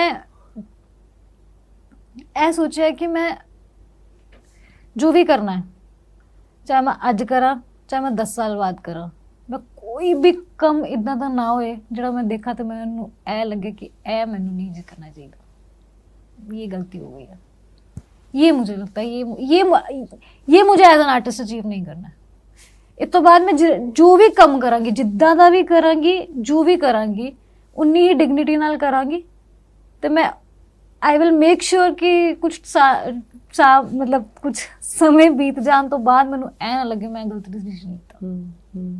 ते ओदा कारण पॉपुलैरिटी भी नहीं है कि कितना क पॉपुलर होएगा, किन्ने लोकी देखणगे। That is my own, that is for my own self as an artist. कि मैनू कोई भी कम देख के मैनू ऐ ना लगे कि मैं नहीं करना चाहिए सीगा। अपने काम ਨੂੰ ਲੈ ਕੇ ਸੈਲਫ ਕ੍ਰਿਟੀਕਲ ਹੋਣਾ ਅਲੱਗ ਗੱਲ ਹੈ। ਉਹ ਮੈਂ ਹਜੇ ਵੀ ਮੈਂ ਕੁਝ ਚੀਜ਼ਾਂ ਦੇਖਣੀਆਂ ਤੇ ਮੈਨੂੰ ਲੱਗਦਾ ਹੈ ਕਿ ਯਾਰ ਇਹ और बेटर हो सकता था, पर वो अप्रोच अलग है। ਉਹ ਜ਼ਰੂਰੀ ਵੀ ਹੈ, ਉਹ ਹਮੇਸ਼ਾ ਹੋਣੀ ਵੀ ਚਾਹੀਦੀ ਹੈ ਮੇਰੇ ਖਿਆਲ ਨਾਲ। ਅੱਛਾ, ਸਕਸੈਸ ਦੀ ਗੱਲ ਕਰ ਰਹੇ ਸੀ। ਸੋ ਲਾਪਤਾ ਲੇਡੀਜ਼ ਨੇ ਤੁਹਾਨੂੰ ਬਹੁਤ ਇੱਕ ਪਹਿਚਾਨ ਦਿੱਤੀ ਹੈ। ਮੈਨੂੰ ਲੱਗਦਾ ਸਾਰਾ ਕੰਮ ਜੋ ਤੁਸੀਂ ਕੀਤਾ ਉਹਦੇ 'ਚ ਪਹਿਚਾਨ ਮਿਲੀ ਹੈ ਤੁਹਾਨੂੰ, ਲੇਕਿਨ ਲਾਪਤਾ ਲੇਡੀਜ਼ ਨੇ ਬਕਾਇਦਾ ਤੁਹਾਨੂੰ, ਬਿਕੋਜ਼ ਉਹ ਬਹੁਤ ਪਪੂਲਰ ਹੋਈ ਹੈ ਫਿਲਮ, ਬਹੁਤ ਲੋਕਾਂ ਨੇ ਪਸੰਦ ਕੀਤੀ ਹੈ। ਐਕਚੁਅਲੀ ਉਸ ਫਿਲਮ ਜਿੰਨੀਆਂ ਵੀ ਸਿਚੁਏਸ਼ਨਸ ਦਿਖਾਈਆਂ ਗਈਆਂ ਨਾ ਬਹੁਤ ਰੀਅਲ ਹੈ ਨਾ, ਬਹੁਤ ਰਿਲੇਟੇਬਲ ਹੈ। It's a very situational driven film. Exactly. So success ਦੇ ਜਿੰਨੇ ਵੀ ਡਿਫਰੈਂਟ ਐਸਪੈਕਟਸ ਨੇ, ਤੁਸੀਂ ਕਿਸ ਤਰ੍ਹਾਂ ਇੰਜੋਏ ਕਰ ਰਹੇ ਹੋ? ਕਿਹੜੇ ਐਸਪੈਕਟਸ ਤੁਹਾਨੂੰ ਸਭ ਤੋਂ ਚੰਗੇ ਲੱਗਦੇ ਉਹਦੇ ਵਿੱਚ? ਮੈਨੂੰ ਤੋਂ ਚੰਗਾ ਤੇ ਮੈਨੂੰ ਜਦੋਂ ਮੈਂ ਸੱਚੀ ਦੱਸਣੀ ਆ, ਜਦੋਂ ਮੈਨੂੰ ਲੋਕੀ ਕਹਿੰਦੇ ਨੇ ਨਾ ਅਸੀਂ ਨਹੀਂ ਪਛਾਣਿਆ, हाँ ਮੈਨੂੰ ਲੱਗਦਾ ਬਸ कम हो गया। ਅੱਧਾ ਕੰਮ ਤੇ ਮੇਰਾ ਇੱਥੋਂ ही हो गया, क्योंकि जो लोग मुझे जानते हैं उनको पता है कि फिजिकली भी और कितना इंटरनली भी I am very different to Poonam. तो एक when I was working on character, तो एक टाइम आया था जब देन आई कॉन्शियसली मैं डिसीजन लेता कि मैं कंपैरिजन बंद करना है, नहीं तो क्योंकि अही सिमिलैरिटीज ते डिसिमिलैरिटीज सोचना शुरू कर मैनू मिले ही ना, ਤੇ ਮੈਨੂੰ ਉਹ ਥ੍ਰੈਡ ਹੀ ਨਾ ਮਿਲੇ, ਤੇ ਮੈਂ ਸਭ ਤੋਂ ਪਹਿਲਾਂ ਆਈ ਸ਼ੁਰੂ ਕੀਤਾ ਕਿ ਮੈਂ ਕੰਪੈਰੀਜ਼ਨ ਹੀ ਬੰਦ ਕਰ ਦੇਣਾ, ਤੇ ਇਹਨੂੰ ਅਲੱਗ ਕਰੋ ਤੇ ਇਹਨੂੰ ਅਲੱਗ ਕਰੋ, राइट। फिर अप्रोच करो। तो वो मेरे को लगता है वो मेरे लिए काम कर गया। मेरे को कैरेक्टराइजेशन ਨੂੰ ਲੈ ਕੇ ਮੈਨੂੰ ਬਹੁਤ ਸਾਰੀਆਂ ਚੀਜ਼ਾਂ ਸਮਝ में ਹੁਣ, ਜੇ मैं सच्ची दसा मतलब सब कुछ तो नहीं आया, देयर इज अ लॉट जो मुझे अभी भी पढ़ना है और समझना है, पर अप्रोच कैसे करना है और थ्रेड कैसे पकड़ना है वो मुझे वो थोड़ा मुझे अभी पकड़ में आने लगा है। पिक्चर क्लियर होने लगी है कि कितना होएगा वो। अच्छा, तमाम ਜਿਹੜੇ ਸਿਨੇਮਾ ਵਿੱਚ ਐਕਟਰਸ ਰਹੇ ਨੇ, ਕੋਈ ਟੌਪ 3 ਜਾਂ 5 ਤੁਸੀਂ ਐਕਟਰਸ ਦੱਸ ਸਕਦੇ ਜਿਨ੍ਹਾਂ ਨੂੰ ਦੇਖ ਕੇ ਤੁਹਾਨੂੰ ਲੱਗਦਾ ਕਿ wow, you know you want to reach that level, ਜਾਂ ਤੁਸੀਂ ਉਹਨਾਂ ਤੋਂ ਸਿੱਖਿਆ ਹੋਵੇ ਉਹਨਾਂ ਨੂੰ ਦੇਖ ਕੇ? ਮੈਂ ਸ਼ੁਰੂ ਤੋਂ ਹੀ NSD ਜਾਣ ਤੋਂ ਬਾਅਦ ਸਪੈਸੀਫਿਕਲੀ ਆਈ ਵੁੱਡ ਸੇ, ਤੇ ਅਸੀਂ ਪਿਛਲੇ ਸਾਰੇ ਪਲੇਸ ਦੇਖਦੇ ਸੀਗੇ, ਤੇ ਮੈਂ ਤੇ ਸਾਰੇ ਨਾਟਕ ਸਾਰਿਆਂ ਦੇ ਦੇਖੇ, ਤੇ ਮੈਂ ਅੱਛਾ ਜਿੰਨੇ ਵੀ NSD ਤੋਂ ਪਾਸ ਆਊਟ ਹੋਏ, ਵਾਓ, ਪੂਰੀ ਵੀਡੀਓ ਲਾਇਬ੍ਰੇਰੀ ਪੂਰੀ ਅਸੀਂ ਉਹ ਕਰਦੀ ਸੀ ਮੁਕਾ ਤੇ ਮੈਂ ਪਤਾ ਨਹੀਂ ਮੈਨੂੰ ਨਾ ਇੱਕ ਬਹੁਤ ਇੱਕ ਮੇਰਾ ਇੱਕ ਕਨੈਕਟ ਬੈਠਿਆ ਜਦੋਂ ਮੈਂ ਇਰਫਾਨ ਸਰ ਦਾ ਕੰਮ ਦੇਖਿਆ, पता नहीं की सीगा, बट देयर वाज समथिंग जो मेरे को ना उनके साथ कनेक्ट करती ही गई, और वो इतना कर गई कि आई रियली वांटेड कि मैं मतलब अगर मैं बोलूँ कि एक टाइम था जब मैं सच में ये सोचती थी कि अगर ये हो जाएगा ना, मतलब मेरी चेकलिस्ट में सबसे ऊपर है ये, तो अही पास आउट होने वाले सीगे 2018 ਦੀ ਗੱਲ ਹੈ, ਤੇ ਜਸ਼ਨ ਬਚਪਨ ਹੋ ਰਿਹਾ ਸੀਗਾ ਸਕੂਲ 'ਚ, ਇਰਫਾਨ ਸਰ ਆਏ ਸੀਗੇ, ਤੇ ਉਹ ਸਾਡੇ ਬੈਚ ਨੂੰ ਵੀ ਮਿਲਣ ਆਏ ਸੀ, ਤੇ ਮੈਂ ਮਿਲਣ नहीं गई ਉਹਨਾਂ ਨੂੰ, ਤੇ मुझे सबने बोला कि तू, मैंने बोला ना मैं जाऊंगी और सेट पे मिलूंगी, अब भी नहीं मिलूंगी मैं, और मैं उनसे नहीं मिली, पता नहीं मैं गई नहीं। उसके बाद फिर वो गुजर गए, तो वो रह ही गया। उसके बाद से ना मतलब पता नहीं कितने ये बात कितना शायद किसी के लिए सेंसिबल होगी, कोई कितना रिलेट कर पाएगा, बट मैं इरफान सर के बाद किसी को लेके एडमायरर या किसी की चीज़ को लेके, किसी के काम को लेके मैंने कभी उस तरीके से सोचना ही बंद कर दिया मैंने। अच्छा, मेरा वो नोशन ही ख़त्म हो गया, क्योंकि शायद मुझे ऐसा लगता है कि वो कनेक्ट या जो मेरे अंदर एक वो था ना एक स्ट्रॉन्ग इम्पल्स की यार ये वो हुआ ही नहीं, तो वो उसने मेरे अंदर शायद एज एन आर्टिस्ट कुछ तो खत्म कर दिया। खत्म नहीं किया शायद, और ज़्यादा ਮੈਨੂੰ ਲੱਗਦਾ ਕਿ ਇਸ ਇਰਫਾਨ ਜੀ ਦੇ ਕੰਮ ਤੋਂ ਔਰ ਇਰਫਾਨ ਜੀ ਦੀ ਯਾਦ ਤੋਂ ਤੁਸੀਂ ਇੰਨੇ ਜ਼ਿਆਦਾ ਮਤਲਬ ਜੁੜੇ ਰਹਿ ਸਕਦੇ ਹੋ, ਔਰ ਉਹਦੇ ਤੋਂ ਹੀ ਆਪਣੇ ਕੰਮ ਨੂੰ ਨਿਖਾਰ ਵੀ ਸਕਦੇ ਹੋ, ਤੁਸੀਂ ਉਹਨੂੰ ਇਸ ਤਰ੍ਹਾਂ ਇਸਤੇਮਾਲ ਕਰ ਸਕਦੇ ਹੋ ਸ਼ਾਇਦ, ਹੈ ਨਾ? ਬਿਲਕੁਲ। ਔਰ ਕੋਈ ਪੁਰਾਣੇ ਐਕਟਰਸ ਪੁਰਾਣੇ ਜ਼ਮਾਨੇ ਦੇ 50s 60s 70s ਦੇ ਕਦੇ ਦੇਖਿਆ, ਉਹਨਾਂ ਨੂੰ ਨੋਟਿਸ ਕੀਤਾ ਜ਼ਿਆਦਾ ਧਿਆਨ ਨਾਲ? ਉਹਨਾਂ 'ਚੋਂ ਕੋਈ ਹੈ ਐਕਟਰਸ ਜੋ ਤੁਹਾਨੂੰ ਲੱਗਦਾ ਕਿ ਗੁਰੂਦੱਤ? ਯਾ what do you like about him? पढ़ने के बाद मैनू ਇਹ समझ आया सी कि ਉਹਨਾਂ ਦਾ ਬੀਇੰਗ ਕਿੰਨਾ ਸਟਰੋਂਗ ਹੈ। ਜਿਹੜੀਆਂ ਅਸੀਂ ਗੱਲ ਕੀਤੀ ਨਾ ਕਿ ਬਿਲੀਫ ਹੋਣਾ ਚਾਹੀਦਾ, ਬਿਹੇਵੀਅਰ ਉਹਨਾਂ ਦੇ ਕੰਮ 'ਚ ਸਾਫ਼ ਦਿਖਦਾ, ਕਨਵਿਕਸ਼ਨ। ਉਹਨਾਂ ਨੇ ਕਿਹਾ ਤੇ ਤੁਸੀਂ ਮੰਨੋ ਨਾ, ਹੋ ਹੀ ਨਹੀਂ ਸਕਦਾ। ਉਹਨਾਂ ਦਾ speech work amazing, and his eyes. अच्छा, इरफान जी की अच्छा लगता है? उनका बहुत स्ट्रॉन्ग ऑरा है, हाँ, बियॉन्ड हिज क्राफ्ट। वो कुछ तो बहुत कैप्टिवेटिंग करते हैं, yes. कि वो फ्रेम में कहीं पे भी होंगे ना, आपकी नजर उठेगी नहीं, किसी और की तरफ दिख जाएगी और टिक जाएगी। वो गेज का कुछ तो बहुत मैग्नेटिक उनका कैमरा का प्रेजेंस है। और फिर उसके बाद वो एक बार होने के बाद फिर आप एक्चुअली, और जिन फ्रेम्स में आपको वो नहीं दिखते आप उनको ढूंढते हो कि कहाँ है। वो होता है मेरे साथ, ਇਹ कभी ਗੱਲ भी ਹੈ, होता है। ਇਹ ਸੱਚ ਹੈ, ਇਹ ਬਿਲਕੁਲ ਸੱਚ ਹੈ। ਐਨੀਵੇਜ਼ ਰਚਨਾ, ਅਸੀਂ ਗੱਲਾਂ ਤਾਂ ਬਹੁਤ ਕਰ ਸਕਦੇ ਹਾਂ ਬਿਕਾਜ਼ ਬਹੁਤ ਅੱਛਾ ਲੱਗਿਆ ਤੁਹਾਡੇ ਨਾਲ ਗੱਲਬਾਤ ਕਰਕੇ।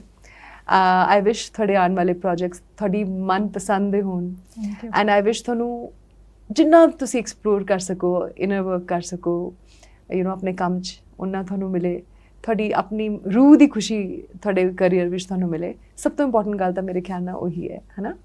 Best of luck to you, and it was lovely meeting you. Thank you so much. And best of luck for the Oscars. Thank you. Yeah. Thank you. Thank you so much for coming here. Thank you for having me here.